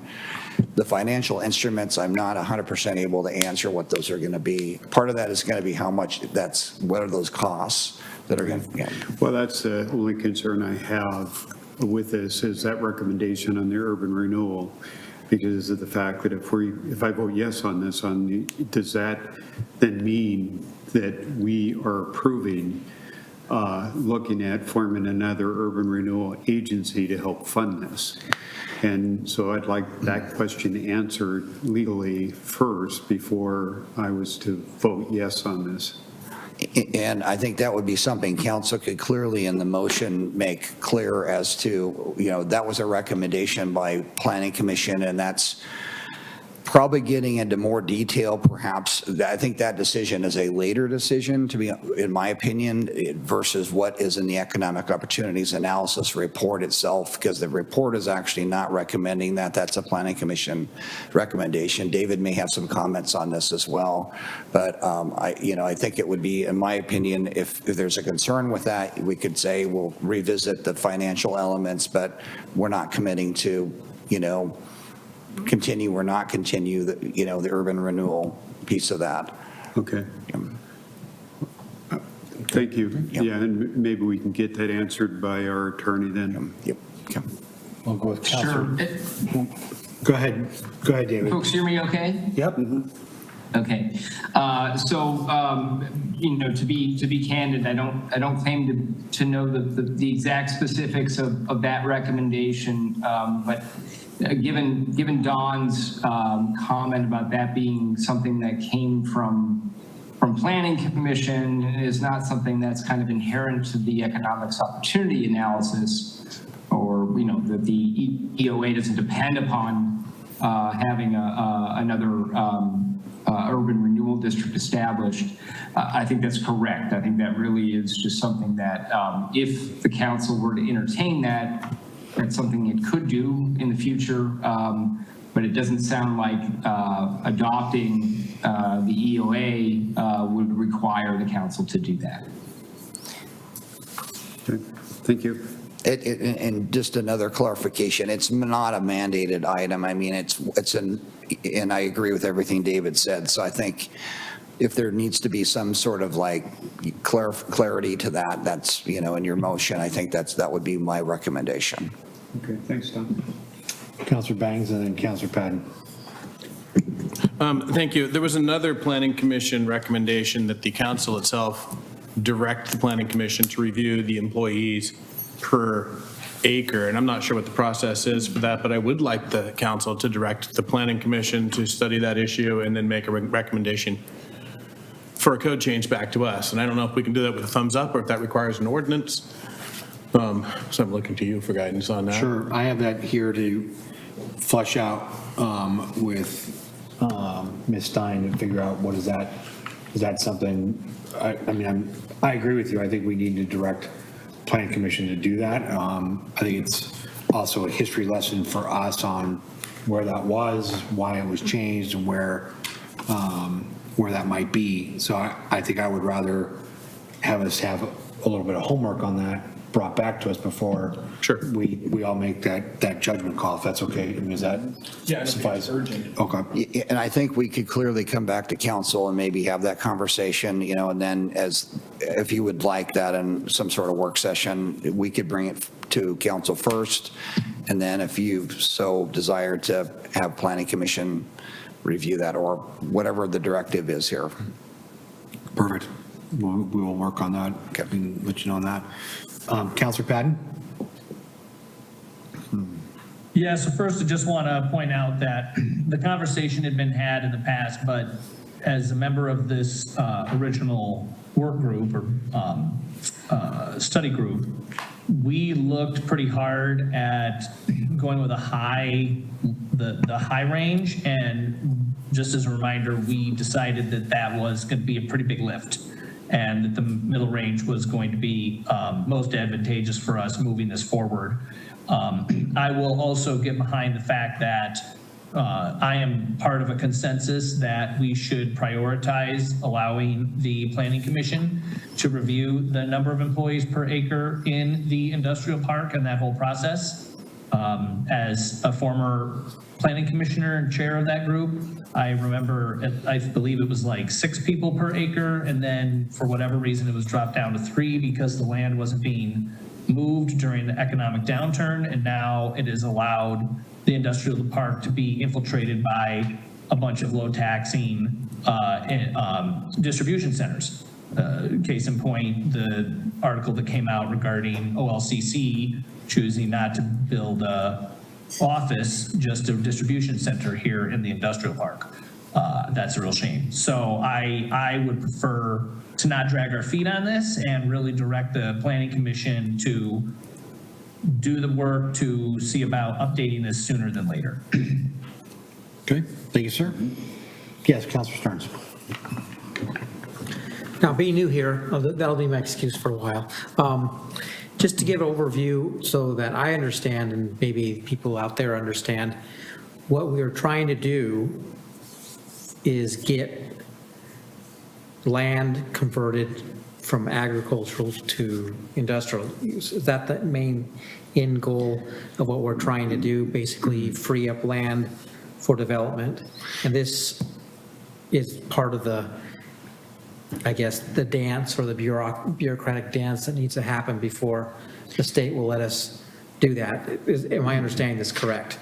So basically we're asking that we may be able to allow businesses to come in and develop land. That's the end goal of this exercise. Because it seems like there's a lot of weeds in there, but I would like to see what's the end, what are we trying to get, rather than 3 versus 4 per acre. What's that actually mean at the end of the story? The end goal really is to look at 20-year land supply needs for employment. And so to be able to convert farmland basically that surrounds Canby. You're correct in this, the framework here really is the only area to go in and would essentially be agricultural land adjacent to the city, which would be areas that are non-designated according to the Metro Plan. But it's to look at a 20-year horizon, which is required by the state to look at a 20-year. It's required by the state, and so we're going to come up with a 20-year horizon right now, and then I don't know. No one knows what's going to happen in 20 years, really. So I would assume that we'd relook at these numbers every 5 years or something, or whatever. And part of that would be for how this ends up getting developed. Really, globally, this is matching with our comprehensive plan process. So essentially, this is an element of that process. You have to start out with what are your land needs for housing. So, yeah, so it's a basically a bureaucratic step to get from one, I'm used to that, I'm do taxes, so I know what that is. Sometimes you have to do a dance to get. It's a state formulaic process. It's a buildable lands inventory process, which is quite important in the process because it sets up the city for ultimately what they could end up expanding to. Now, ultimately, when it comes down to that whole exercise, the council could also have the prerogative of saying, we're not going to make, on the employment, we could come up with something less than that. But ultimately, it gives a parameter for how much acreage is needed based on what historically the rate of consumption has been. And then that will fit into our comprehensive plan, which will also fit into our urban growth boundary plan for where those areas would be. How long that takes to actually execute those and implement those areas into the city, because they would end up having to be not only in the urban growth boundary, but annexed into the city. That process could be a fairly long journey, but this is the beginning of that framework to establish that. I'd just like to make sure I know what the end result is. So, and I'm not doing this at all, I'm just using a hypothetical. So if I were to buy some farmland right outside the city boundaries, that this would be implement sometime in the future, that I might be able to develop that instead. And that's what the end goal is, to increase the ability for people to develop farmland. I mean, and maybe I need a work session, or I need to figure that out better, but I'd like to make it clear, because like I said, I read through it, I looked at the numbers, and they're projections, but what's the point of making, of the exercise?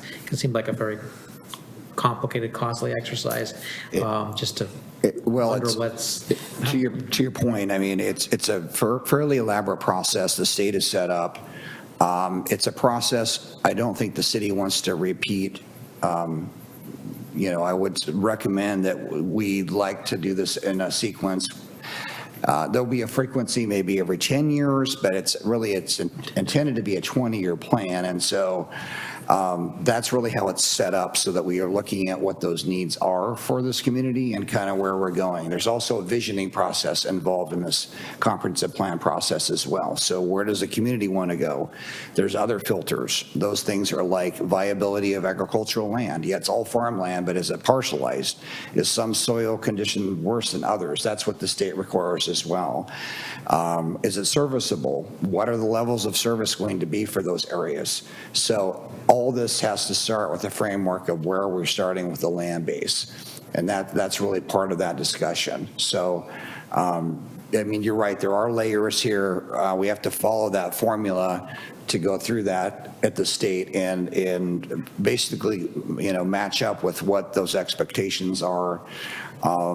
And we have support from the Department of Land Conservation and Development. They were the ones that gave us the grant. They're based essentially right beside us going through this process, which is important because these are also fraught with appeals if they're not done correctly. So that's another dotting element the i's here. and crossing the t's. Exactly. To be able to, in the end, have a certain amount of farmland available for both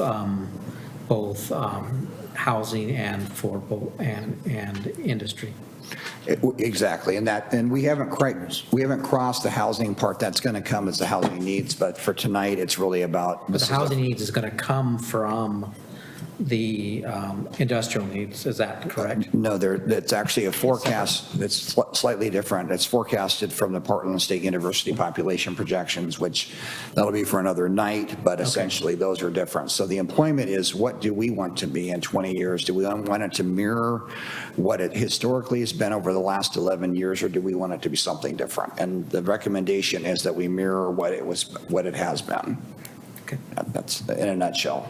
I just like the high view, because you get so many into the weeds and then the maze, and then you realize what's the end result going to be at the end of the day. Is we're trying to decide in a overly bureaucratic and complicated way how many acres of farmland will be converted into city developable land. Okay, so sorry for. No, going through the you're exercise, asking good 'cause I'd like questions, to and make sure that, yeah. you're kind of coming late into this process, which has been going on for a while, so no, good questions, yeah. Eileen, did you have something to add before I go to Councilor Patton? Don, I was just wondering if this was a good time to tell the council that we did receive that grant. Yeah, okay, absolutely. Yeah, we thank you for your support letter for the one we talked about on August 16th. And we just got notice from the state that Department of Land Conservation and Development, we made the list. So we don't know what the exact amount is going to be, but the indication it's more than what we asked for. So that was the general gist of the conversation, so. Good. Councilor Patton. Yeah, so I just wanted to take a stab. I understand this is super confusing, and I wanted to take a stab at trying to simplify this explanation for Councilor Stearns. Essentially, the state requires the city to have 20 years worth of buildable land for both business and residential. Because the city's plans are out of date by a decade or more, we are not at that threshold. And so there are 4 dominoes that essentially need to fall to get over to that finish line, and that's the economic needs analysis, the housing needs analysis, which go into the comprehensive plan, the traffic systems plan, which then triggers with the state the ability to expand our urban growth boundary. Where that goes, if you look at the urban rural reserve map for the area around Canby, you will notice that there are sections of that map that are in green. Those sections cannot be eaten up by an urban growth boundary expansion. They are part of the 50-year rural reserve.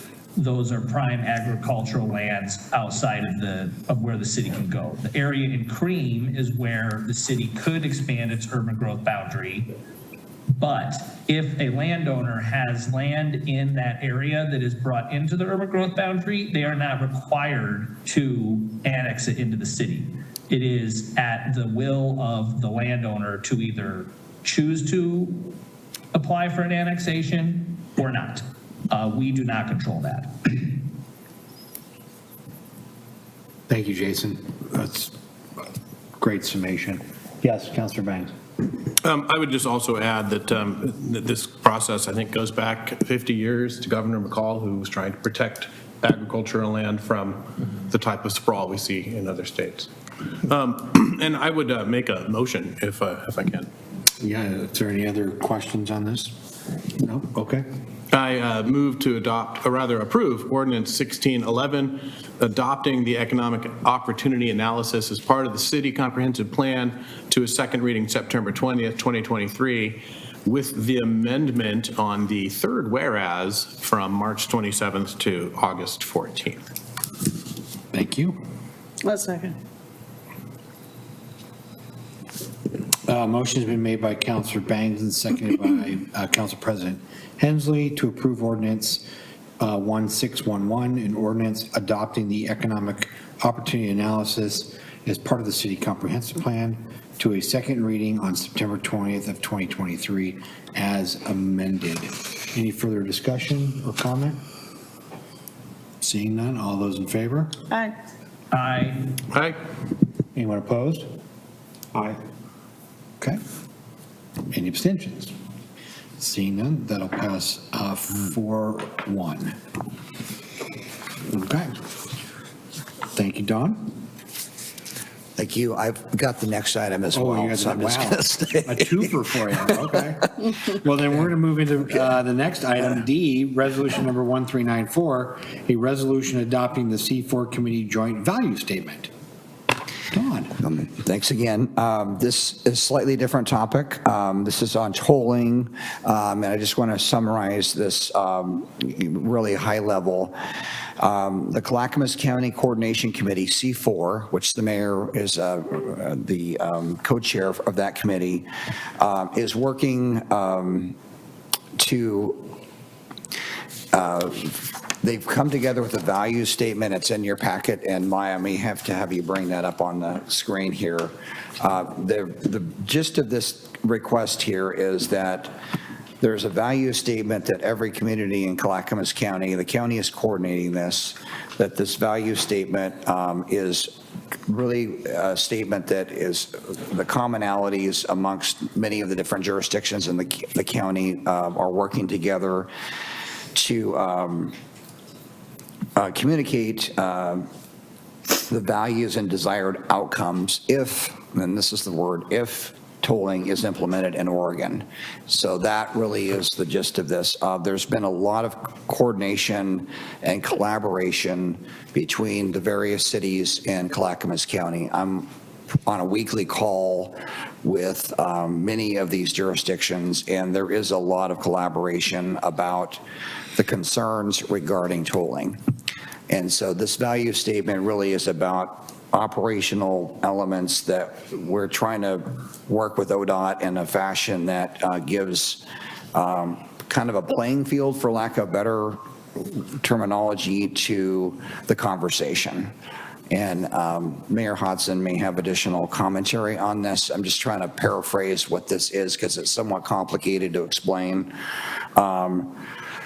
But really, in essence, it's about us agreeing to the values statement that's in your packets, and then also what we would end up doing, if that is the case, allowing the city logo to be placed alongside other cities in Clackamas County that will end up going to C4 and then also to ODOT to inform ODOT of these values. And I can just go through these real quickly. I don't think there's anything hugely controversial about these. But again, it says the values are not an endorsement of any proposal to implement tolling or congestion pricing. So the first one is to rebuild trust with local communities. ODOT must be influenced by local voices and jurisdictions ahead of implementation. Prioritize robust and inclusive community engagement. Incorporate and track commitments made with local and regional partners through transparent and consistent communication. Second point is to ensure a transportation system works for Oregonians. The OTC and state legislature should direct ODOT to extend the existing revenue sharing models with local jurisdictions to apply to tolling revenues. Prioritize the completion of bottleneck projects identified by House Bill 2017 and House Bill 3055. Explore alternative funding mechanisms beyond the pricing to address transportation funding needs. Provide adequate public transit infrastructure within proposed tolling corridors. Third point is to ensure the efficient and equitable movement of people and goods.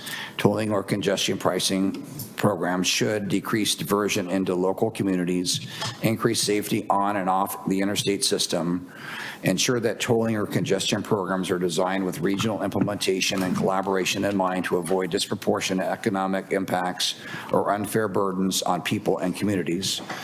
Support a regionally balanced transportation system that provides reliable travel times for commuters and employers on and off the tolled corridor.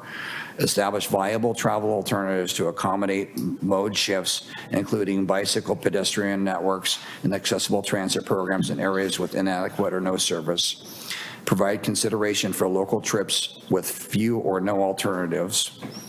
Improve transportation system resiliency to natural disasters such as earthquakes and wildfires. Improve regional air quality and reduce vehicle pollution on both on and off the interstate system. Establish a long-term oversight and accountability committee to provide transparency. Consider recommendations from the Low-Income Toll Report and Equity Mobility Advisory Committee, and address the land use implications inherent with how tolling will affect local communities. This is kind of all maybe the origin of this in some ways is the governor took a pause on tolling till 2020, tolling implementation until 2026. We're a little bit in a undefined period of time, I guess I would call it, where It's not clear what the state is actually, what direction they're going in terms of this process and what that pause means.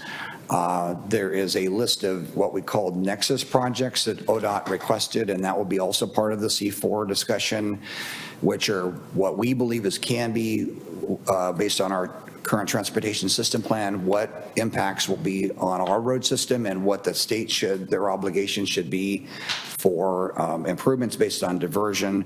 That's also kind of baked into this, but this is, I think, intended to help steer ODOT in a way that brings them kind of back to the table, is my paraphrase on this. Yeah, thanks, Don, I appreciate that. I think your last statement was probably the best piece, was because ODOT has stepped away. They have not, from the outgo of this whole project, really listened to the various jurisdictions in Clackamas County, i.e. the cities.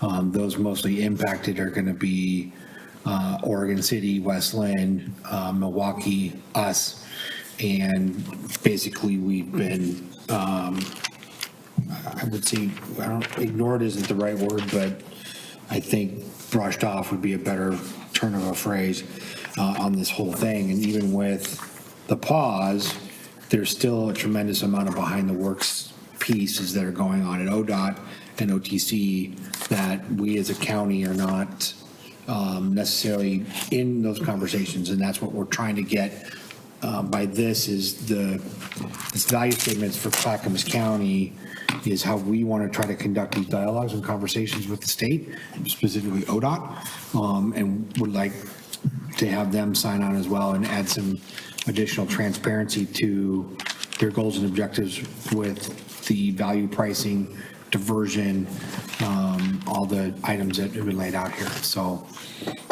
appreciate that. Councilor Patton, you have a question?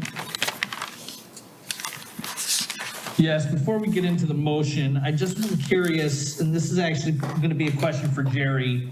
Have we gotten an update from ODOT as to when 99E is going to be paved? Is it going to be paved this year? Is the window closed? Have we heard from them as to what they're doing on that? Well, I just was talking to our city administrator about this before the meeting, and no, we don't have an update. They're going to be working on the storm system and relocating utilities all winter. So we've kind of missed our window of paving. So I would think, I don't want to say set in stone, but I would say that it's going to be next, maybe next spring, if that answers your question at the earliest. Yes, I'll reserve my other comments for once the motion is made. Okay. And I'm just going to add to that, Jason, according to the ODOT, I guess, regional manager, the reason that the paving was put on pause beyond having to redo the storm drains was that because of that, and discovering the need to do that, the price of the project went up.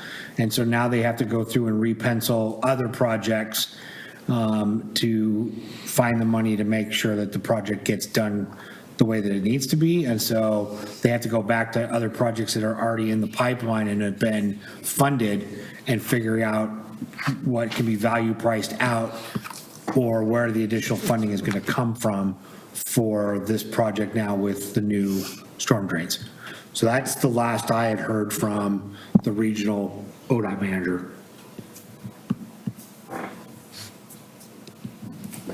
Like I said, I'll reserve my comments for once a motion is made. Yes, Councilor Davis. Are you ready for a motion? I am, if there's no other questions or comments. And we'd like to include the resolution as well, please. So yeah, any other questions for me or for Mr. Hardy? Yes, sir. Okay. I was just, this is just sort of a, and then back to simplifying things, this is just sort of a letter to the ODOT is what we're doing, saying, please consider us. But it doesn't really have any weight to tell them what to do, right? It doesn't have any ODOT is the 800-pound gorilla in the room in these conversations, and so, no, it doesn't compel them to do anything. It is just something that we're trying to get, so C4, the Clackamas County Coordinating Committee is trying to get the cities to sign on to be able to use the logo to add to this value statement to then send on to ODOT. And Kind of a so, message of solidarity. a message of solidarity, So, yeah. message is trying to get their attention more than anything else. Because we did get their attention and the governor's attention, hence the pause, but. Yeah, but. It's a pause. It's a pause that doesn't mean it's going to change their approach in the long term. So that's why I brought it to you all to get your approval to use the logo in the letter. So this basically says, we don't like tolling, but if you're going to do it anyway, please consider these things. Yeah, it's not that we don't like, okay, yes, we don't like tolling. We don't think that that's a viable option. We find that all the funding that they're talking about, so the diversion piece won't, we've had meetings with ODOT in Clackamas County. In fact, I think we had 2 or 3 meetings where we discussed what some of the diversion pieces could be. Unfortunately, there's no money for those diversion pieces, and if there was money, it wouldn't occur until years after the tolling gets put into place. So that's one of the items. The other item is that much like when we get city revenue, so we take a share of gas tax, we get a share of cigarette and liquor sales as part of revenue to the city. The state collects all of the tolling. There is no sharing with the county or with the cities, and that's the other piece that we've come into loggerheads with ODOT on is why is that? I mean, because then that could help us with some of the diversion pieces that we need for the tolling piece that we are going to experience with that. So do we have a lobbyist that goes to the legislature? You're pretty much looking at them. Okay. We all can, and we all, we have that ability. We've not in years past had a lobbyist. I know that that's a conversation that idea has been floated amongst the city I've tried council. to pass bills before. Yeah. C4 has one through the county, though. Sorry, yes, Clackamas County Coordinating Committee has a lobbyist. We as a city do not. Okay. Yeah. There's a lot of strength in the county leading the charge here. They've been great, and some of the other cities do have folks like you're talking about where they've hired folks to be involved. So, but collaborative efforts by the communities in Clackamas County, I think, is really where the power is in this, as united together, so to speak. And so that's really what this is about, is staying together through the charge. The other communities have not experienced this yet, and I think we were kind of cutting our teeth on this, to be honest with you. There's going to be a whole set of other discussions when I-5 is discussed as a tolling route through that. They're only doing I-205 at the beginning. They split the project apart. That was how the legislature set it up. So, but for better or for worse, Clackamas County is the first entity going through this process. Mm-hmm. We need to be the guinea pigs. Any other questions? Yes, Councilor Davis. I'll go ahead and make the motion. Oh, okay. I move to approve Resolution 1394, resolution adopting the C4 Committee Joint Value Statement. Second. Okay, motion's been made by Councilor Davis and seconded by Council President Hensley to approve Resolution 1394, a resolution adopting the C4 Committee Joint Values Statement. Discussion. Councilor Patton, you want to go first? I would love to. So here's the thing. I'm happy to support this letter. I had made it clear to the mayor when I first came on council that I would pick and choose. I would be very reluctant to sign on to letters that are essentially what I consider middle finger letters to the Oregon state government and the governor and such. This one I'm for, and this is why. I don't know whether the delay in paving 99E is in retaliation for us balking so much about the impact that the tolling would have on the city. I have no proof of that, but, I've made that statement and it is what it is. My second concern about this is that up until when ODOT was pushing to do these tolling projects, they had made it very clear that the only way they would be able to fund the larger road construction projects, 99E, paving in Canby, other projects throughout the state, would be on the caveat of them getting tolling. And now all of a sudden, but they made it very clear that the money and the revenue from tolling would not really be put towards road construction projects for a few years because it would take that long to pay for the tolling infrastructure.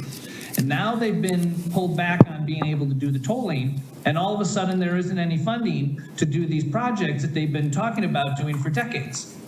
It just doesn't make a whole lot of sense to me, and if you can't tell, I know I'm online, but if you can't tell, I am pretty agitated about the games that they're playing with us and other people in the region. So that's it. Thank you. Councilor Patton, I appreciate your agitation. I have now been in these meetings, not nearly, I think, as much as Dawn and some of the city staff have been in lately. And I've really tried not to throw my hands up in the air in frustration. But that's been a challenge. It is beyond frustrating. So to your point, so for example, the Abernathy Bridge project, so funding for phase 2 of that project has been basically pulled. So that full breadth of that project won't be completed because the funding has been allocated, quote unquote, elsewhere. To your point about 99E, I don't know if that was retaliatory, if I'm using that word. Did I say that right? Okay, good. It's my SAT word for the day. Because that, I don't want to believe that ODOT would do that. And based on my conversations with both the regional manager and then the,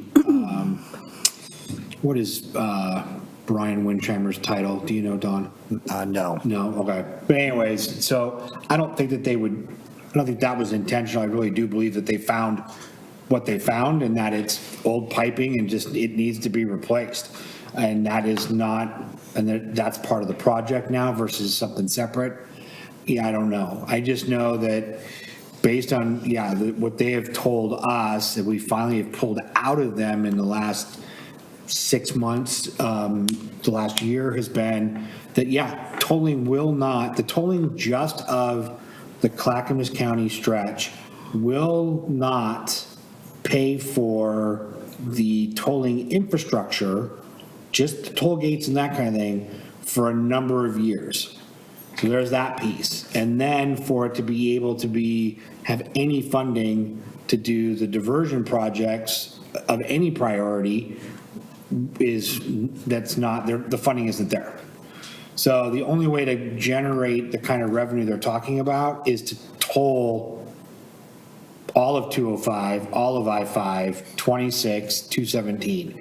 And that's been our gripe as Clackamas County, is that you're only looking at this small test window, and it's Clackamas County where 70% of Clackamas County residents travel to the west side to work. And so we will pay the brunt of that. So I appreciate your agitation. I will just throw this out here again. I said it before, I'll say it again. If ODOT is bent on doing this and they don't want to pay for the diversion, I am all for them giving us the ability to toll 99E and then give all of the residents in Canby a fast pass so they don't have to pay that tolling, and we collect the money from the people driving through diversion to then fund our own road projects and fix the problem ourselves. I second that. I can get behind that. Don, you ready to go to work? Sharpen that pencil, baby. Here we go. Let's get this done first. Yes, Councilor Stern. Okay. Well, as a guy who does taxes and accounting and stuff, just to be aware that we are all already being told for our driving, and it's just a question of not of changing the form, the what we're doing, it's how we're doing it. So right now we have a gas tax, and that's our toll that we pay every time. The advantage of the gas tax is no one knows they pay. It's a huge secret that no one knows about. But and the problem with the tolling is everybody will get the bill and they'll know about it. The best taxes are the ones that people don't know about. So, and I don't know if that pertains to anything. Did you just say best taxes? For a matter of collecting it, there's so many that people don't know about.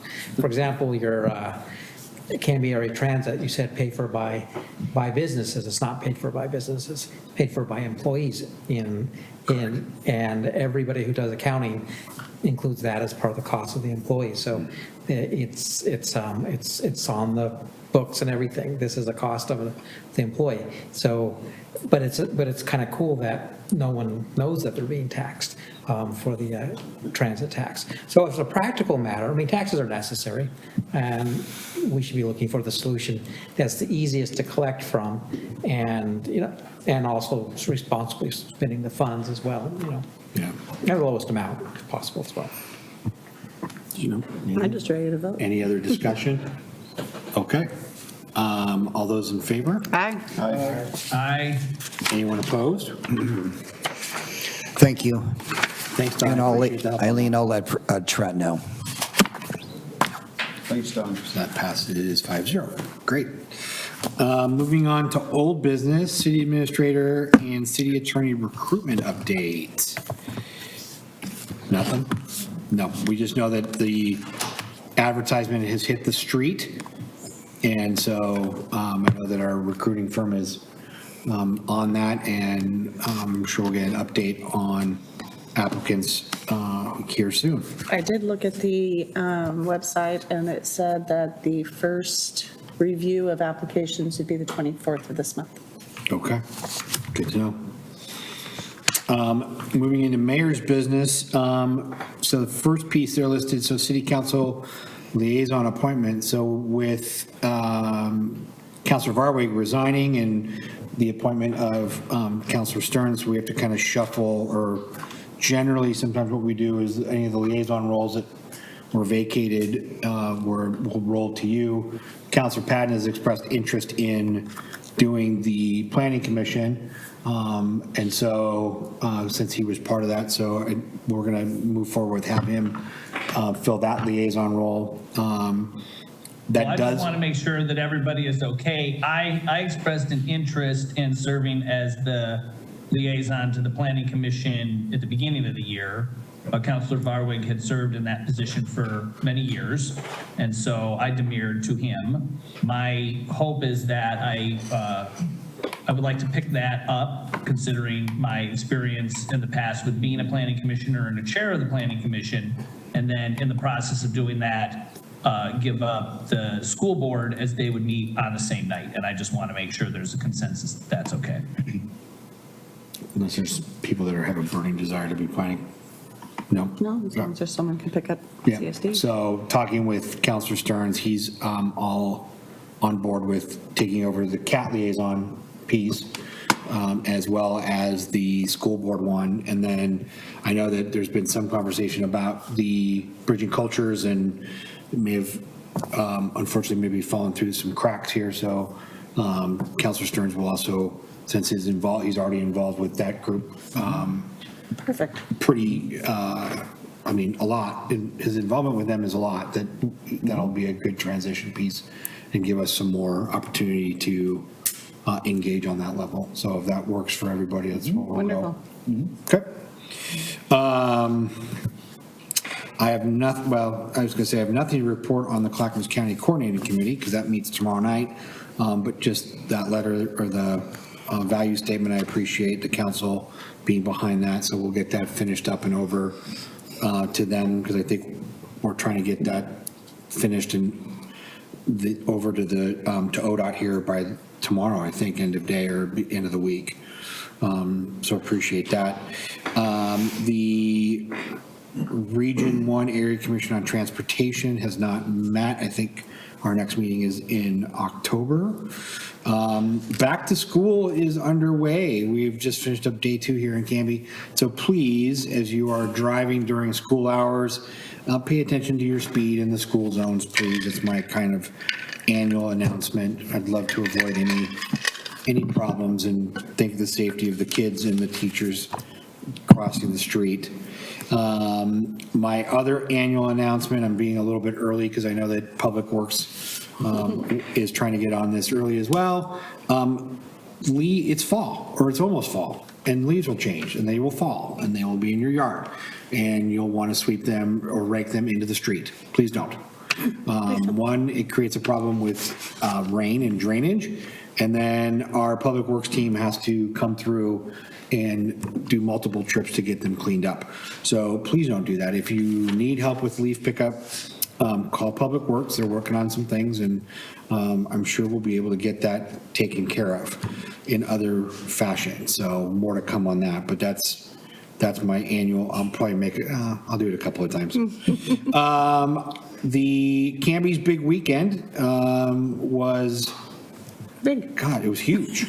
The street dance was incredible. Again, thanks to the city and the businesses of Canby and everyone that came out for that. It was another big event.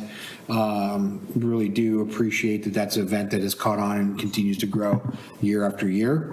And then also thank you to Cutsforth Marketplace and the city and Rotary and everyone that showed up for the car show. I think we had almost, It was over 700. yeah, 700, almost 800 cars.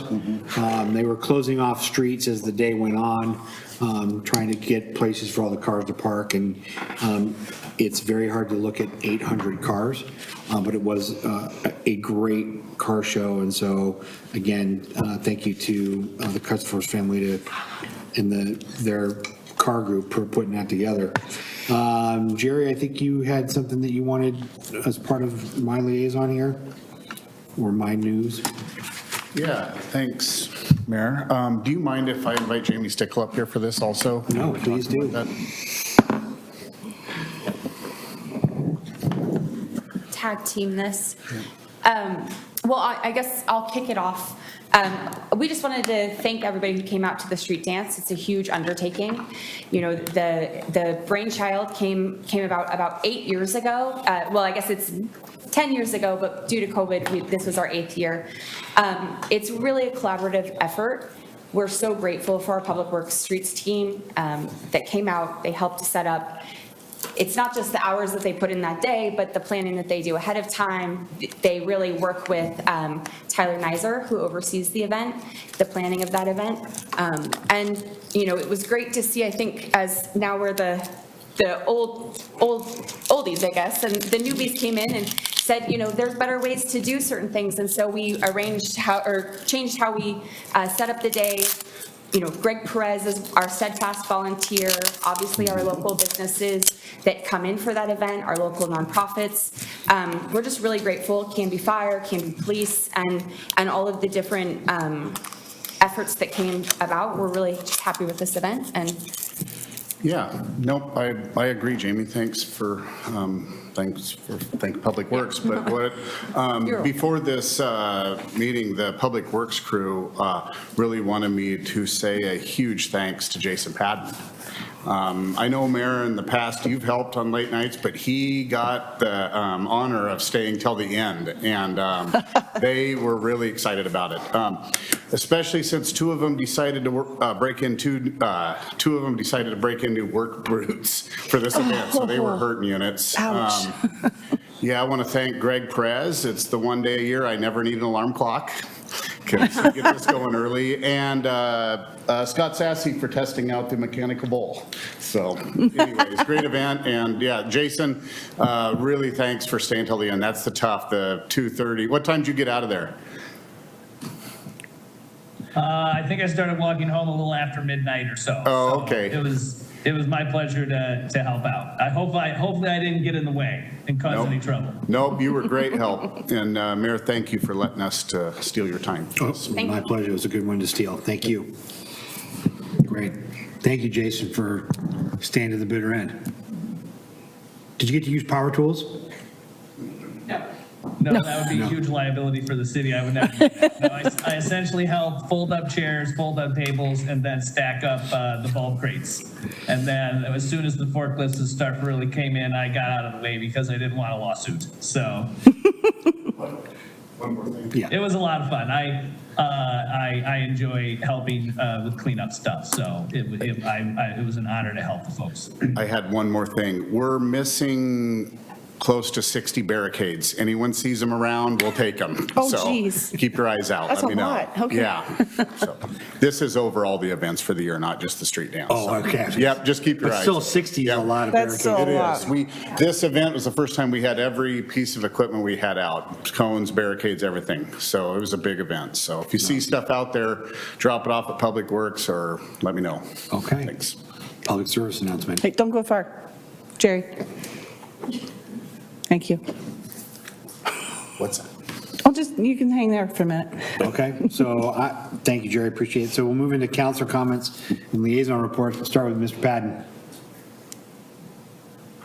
You know, contrary to what I normally do, I haven't really had any meetings and such yet. I have to catch up on the Canby Utility Board meeting from last night. I'm in Idaho at the moment, so I wasn't able to do that. But I just wanted to do a huge shout out to all those that helped make the big night out a huge success, or the big weekend a huge success, and all the Public Works folks that put in all the extra hours to get that event pulled off, and all the folks coordinating. And yeah, it was great. It's actually sad to say it's the first year I've been in town to be able to participate in it.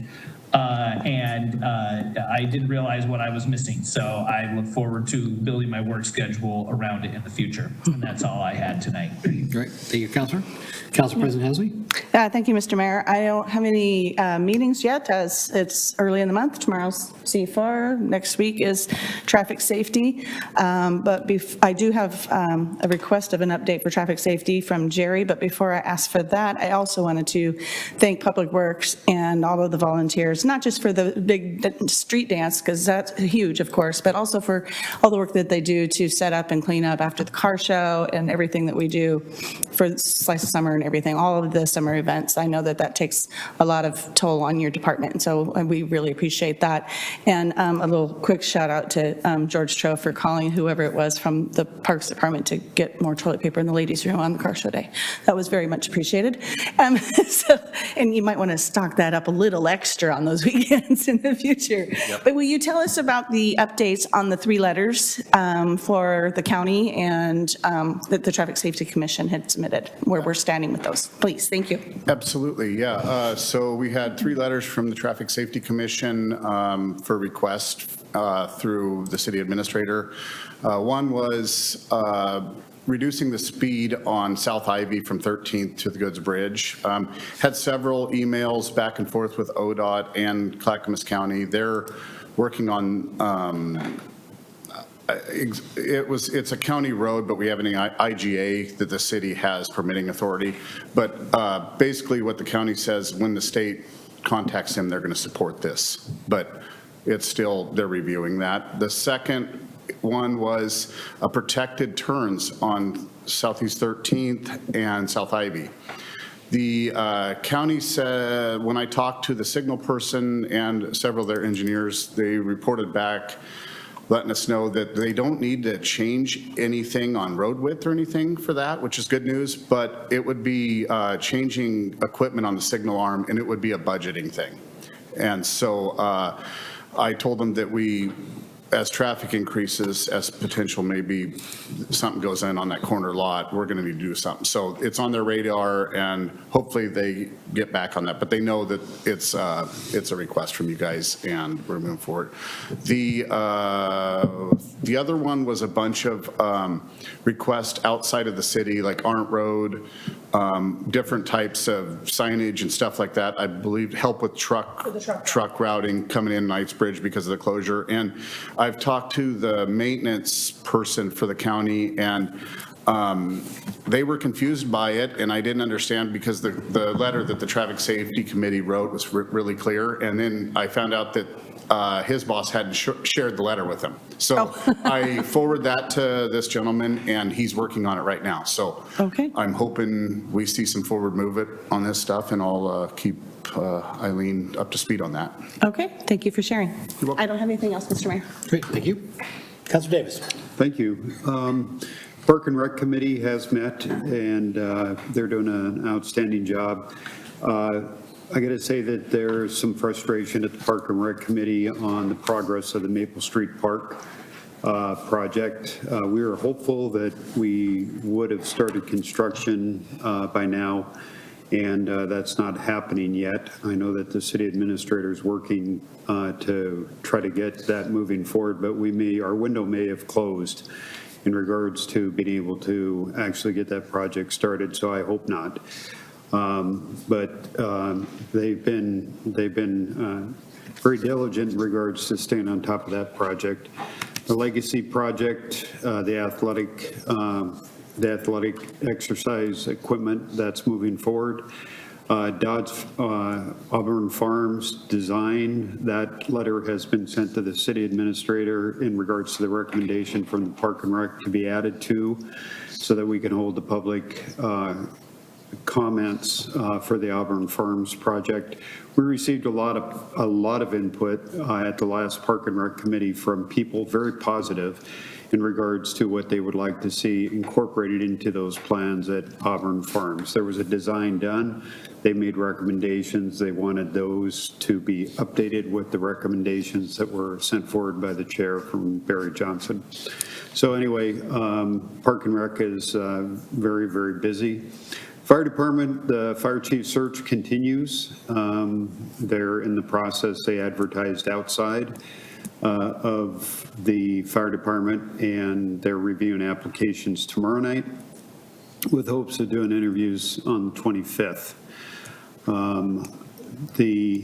We do invite people to the 9/11 ceremony. The mayor will be speaking at the 9/11 ceremony. That's going to be 8 o'clock next Monday morning in remembrance of 9/11.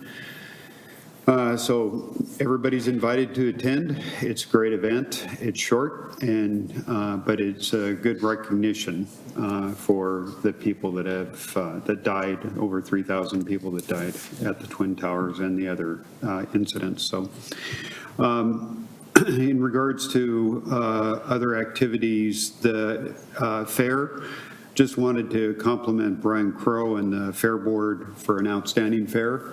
A lot of hard work by the medical crews, especially the first 3 days of the fair because of the heat. But well organized, and Brian did an outstanding job at the fair.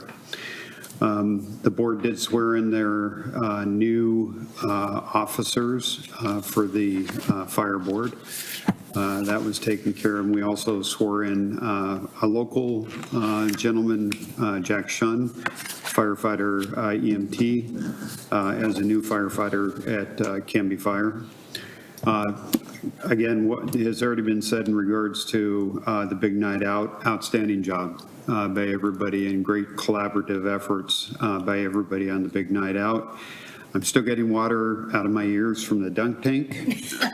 I'm very disappointed that I lost to a police officer for the most dunks, but. Maybe that's why Councilman Maldonado didn't come tonight. I Yeah. saw what he did to you. Yeah, he did, yeah. So wait, you got dunked more than the Canby officer did? No, he beat me by about 4 dunks. So that's okay, though?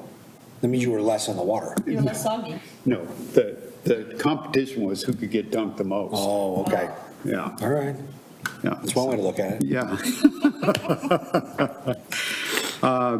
Did attend the chamber luncheon, and that was outstanding. Kojio was there and made the presentation. It was well attended. Again, in regards to the athletic fields, still out there trying to find property for the athletic fields to go in Canby, and the importance of that. So if anybody has any ideas in regards to the location for these athletic fields, we need to know. And just a few things for Eileen, if possible, if we could get a follow-up report on how we're doing in regards to the hotel motel study, and if any progress has been made. I haven't heard any discussions in regards to the hotel motel and how we're doing in trying to locate a developer for that. And then if we could put on the radar athletic fields, since Kogio made the presentation, I'd like to know what economic development and what we're doing to work with Kogio for those athletic fields.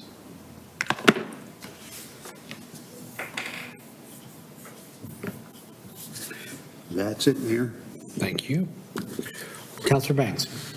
Thank you, Mr. Mayor. And Eileen, while you are still writing, I would like to see an update on what had been billed as a roundabout on Ivy and 18th, which I think would solve the speeding problem that the traffic and safety people were referencing. That was supposed to be part of that housing development. We talked about it, I think, at the last meeting. I haven't had any meetings since our last meeting, and the Library Advisory Board is not meeting in September. The Heritage and Landmarks Commission might be meeting on the 18th of this month or possibly the 2nd of October, which that's still pending. And I was lucky enough to attend the Bridging Cultures event. Was that last week, or it's the first week of school, so it seems like last week was a month ago, but it was spectacular. I saw Counselor, it was actually just common citizen Dan Stearns there, future counselor, and I applaud that you're going to be the liaison with that group. There were more than 200 people there. Fire department, grilling meat. It was great, live band, dancing, and the only regret was that I had just eaten before I had arrived. And I also attended the car show that day, and other than it being quite hot, it was wonderful. Great. Thank you, sir. Counselor Stearns, anything that you want to add or close out, or?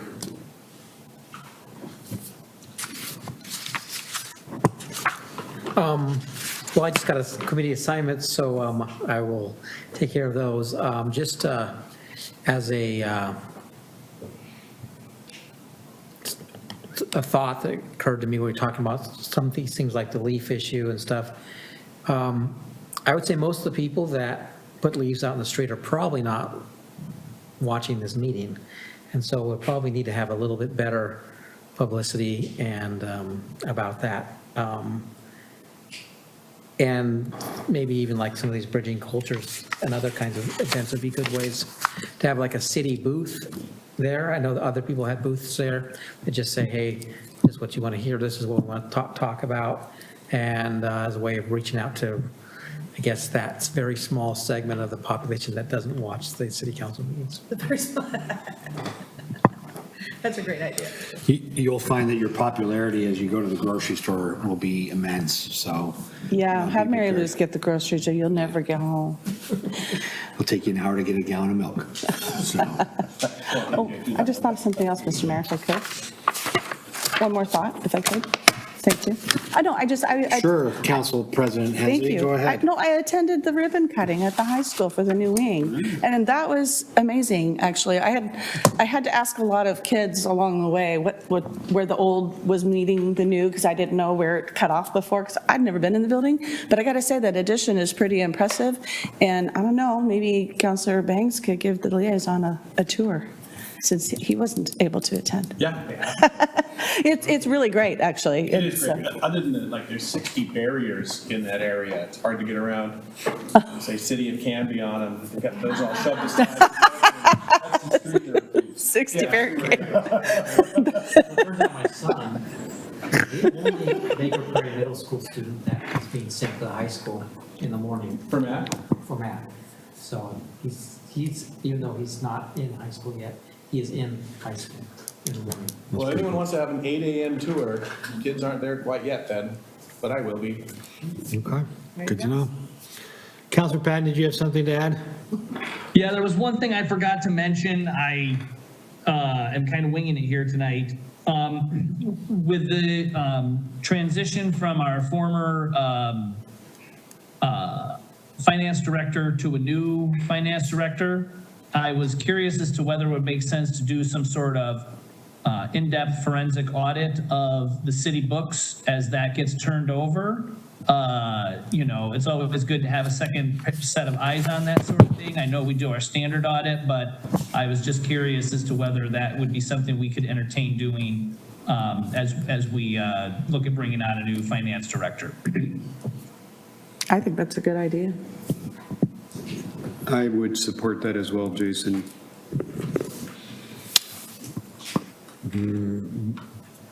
Eileen and I will add that to our listed of items to discuss. Okay. Just as a comment on that, if you want a new audit of the city, the best way to go would be get a new auditor, just because if we're not thinking that the auditor is not finding things, then the logical assumption would be, if you want another set of eyes, to get,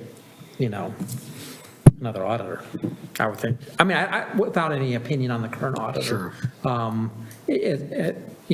I have no opinion on whether it's good or bad, but generally speaking, if you're wondering about finances and you have them audited already, and you're still wondering about the finances after that, then that logically I would tell my clients to look around for another auditor to give you another opinion. And sometimes that works, because sometimes if you have the same auditor every year, they end up just checking boxes, because they see only what they, so a new set of eyes, a new auditor would very much accomplish that, because they would go through, that might cost a little more, paid by the hour, but that's kind of way my suggestion on that. Okay, thank you. Any other forgotten items that no, seeing none, okay. We will go to city administrators' updates and reports. Great. Yes, I think, Mayor, we should talk about the Counselor Patton, your idea. A forensic audit is quite involved. It's not quite the same as an audit. And so I would need more direction on what you intended. The audit is probably just being completed now. And I want to, I have been thinking about but presenting the audit to you talked once before about having a mid-year budget review meeting. And so I've been working towards that idea of having a mid-year budget committee review meeting, so that the audit would be presented to the budget committee at that meeting as well.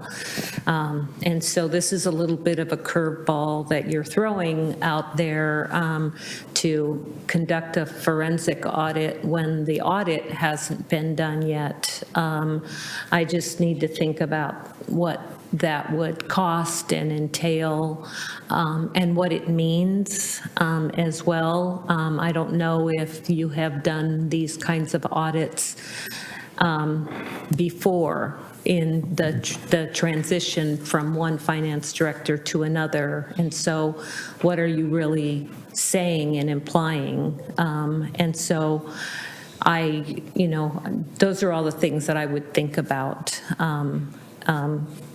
in that. So.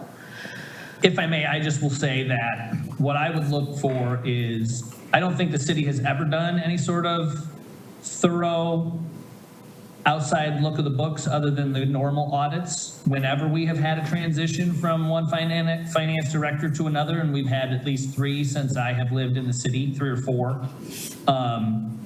And I think it was a few meetings ago, you had mentioned that there might have been some concern that some of the SDC funds have been counted a couple of different times in the budget, and that needs to be looked at further. Right. And all those things taken into consideration kind of led me to pose the question as to whether maybe it's time for the city to really have someone come in who's outside of the normal realm of things to really do a thorough, in-depth look at all of the finances of the city and see if maybe there are some things that have been overlooked. Get a fresh set of eyes on this for somebody who's really focused on just tracking the numbers rather than also trying to manage individuals and run a department. That is the impetus behind my request. And the timing of it, after the mid-year budget review, whatever, I just think it might be a good idea for the city to look into something like this, especially with the influx of ARPA funds and what's been spent, what hasn't been spent, what we're allocating. There's been some pretty big chunks of money coming in and going out. And it just might be time for us to have an outside set of eyes look at that a little closer. Okay.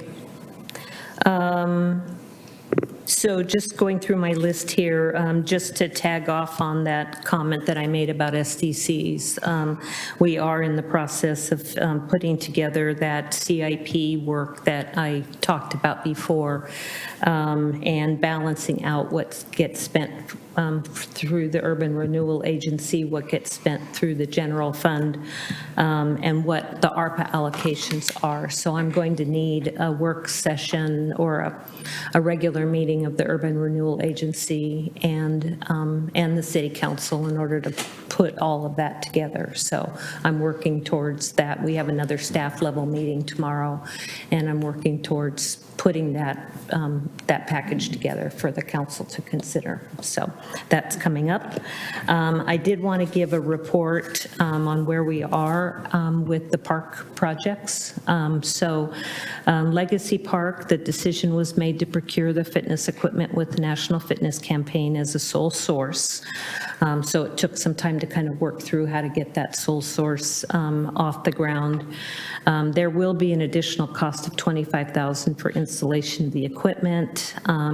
Jerry was trying to get 2 additional quotes for the installation besides the NFC's preferred installer, but only the NFC installer can give a warranty.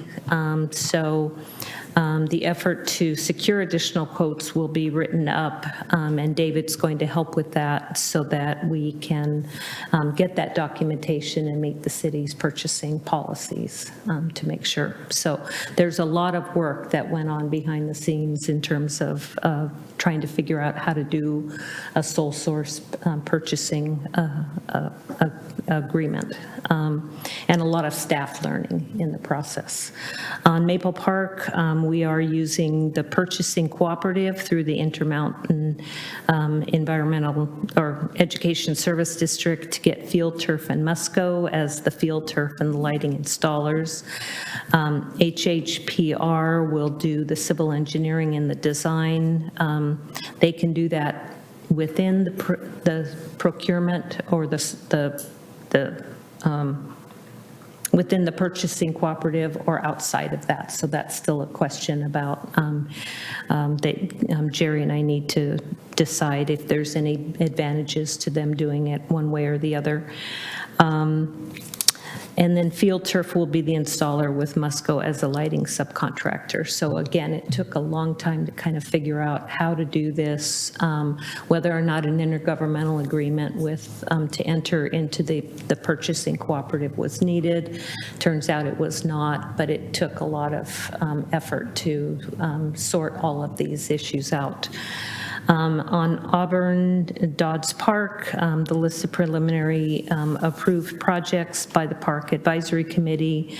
Park features have been forwarded to HHPR to develop a site layout. That will just happen today. Rendering, or for a site layout / rendering for later use in community engagement and neighborhood outreach. So the list of park improvement projects, and Counselor helped me. I wasn't clear if this is the list or if there's still some prioritization that has to go on. But as far as I can tell, the list of improvements will include a parking lot, a perimeter walking path with removable bollards for easy maintenance access, a CXT restroom, a covered covered gathering areas, space throughout the park, a large playground with ADA accessible features, a smaller playground for toddlers, a half-size basketball court, space allocated for tennis or pickleball. Pickleball. Pickleball? Okay. Either or, and either or a small splash pad. So is it both of those or either or? Either. Either, okay. And drinking fountains, and then the, trash receptacles and all the types of things that typically go into the park. So, Yeah. so this is what's going to go to HHPR for a site plan, and they will lay it all out and decide, if there's enough room to accommodate all those features. If That's not, great. we'll also have, cost estimates done for the various features, and we'll see if it adds up to more than the 1.5 million that's budgeted for this project. So that's the plan on that project, so. Okay. There are several personnel matters which we have been able to bring to conclusion, so I'm happy to report that. The city attorney and the city recorder and I have agreed to have a regular meeting just to make sure that things are not falling through the cracks. So we will be having that. Been spending time orienting Counselor Stearns and preparing his notebook for him. So I've been spending time on that. And then the RFP for custodial services for this building closed just today. So we will, Jerry's going to take a look at the prices there, and we'll make a recommendation that'll be coming forward to the council here pretty soon. So Great. it's been a lot of work. Yeah, Yeah. perfect. Thank you very much. Next on the agenda is a second opportunity for citizen input. If anyone wants to address the council further. See no one crashing the table. We'll go into action review. Maya. You've approved the consent agenda, adopted ordinance number 1609, approved ordinance number 1610 and 1611 as amended to a second reading on September 20, 2023, and approved resolution 1394. Perfect. Thank you very much. Well, I will take a motion to adjourn. So moved. Moved and seconded. All those in favor? Aye. Aye. Anyone opposed? All right, that passes 5-0. We are adjourned. Canby, thank you very much. See you, Jason. Bye, Jason. Have a Bye, good Mr. night. Doofman. Thank you. Good night. Good night. Good night. You will.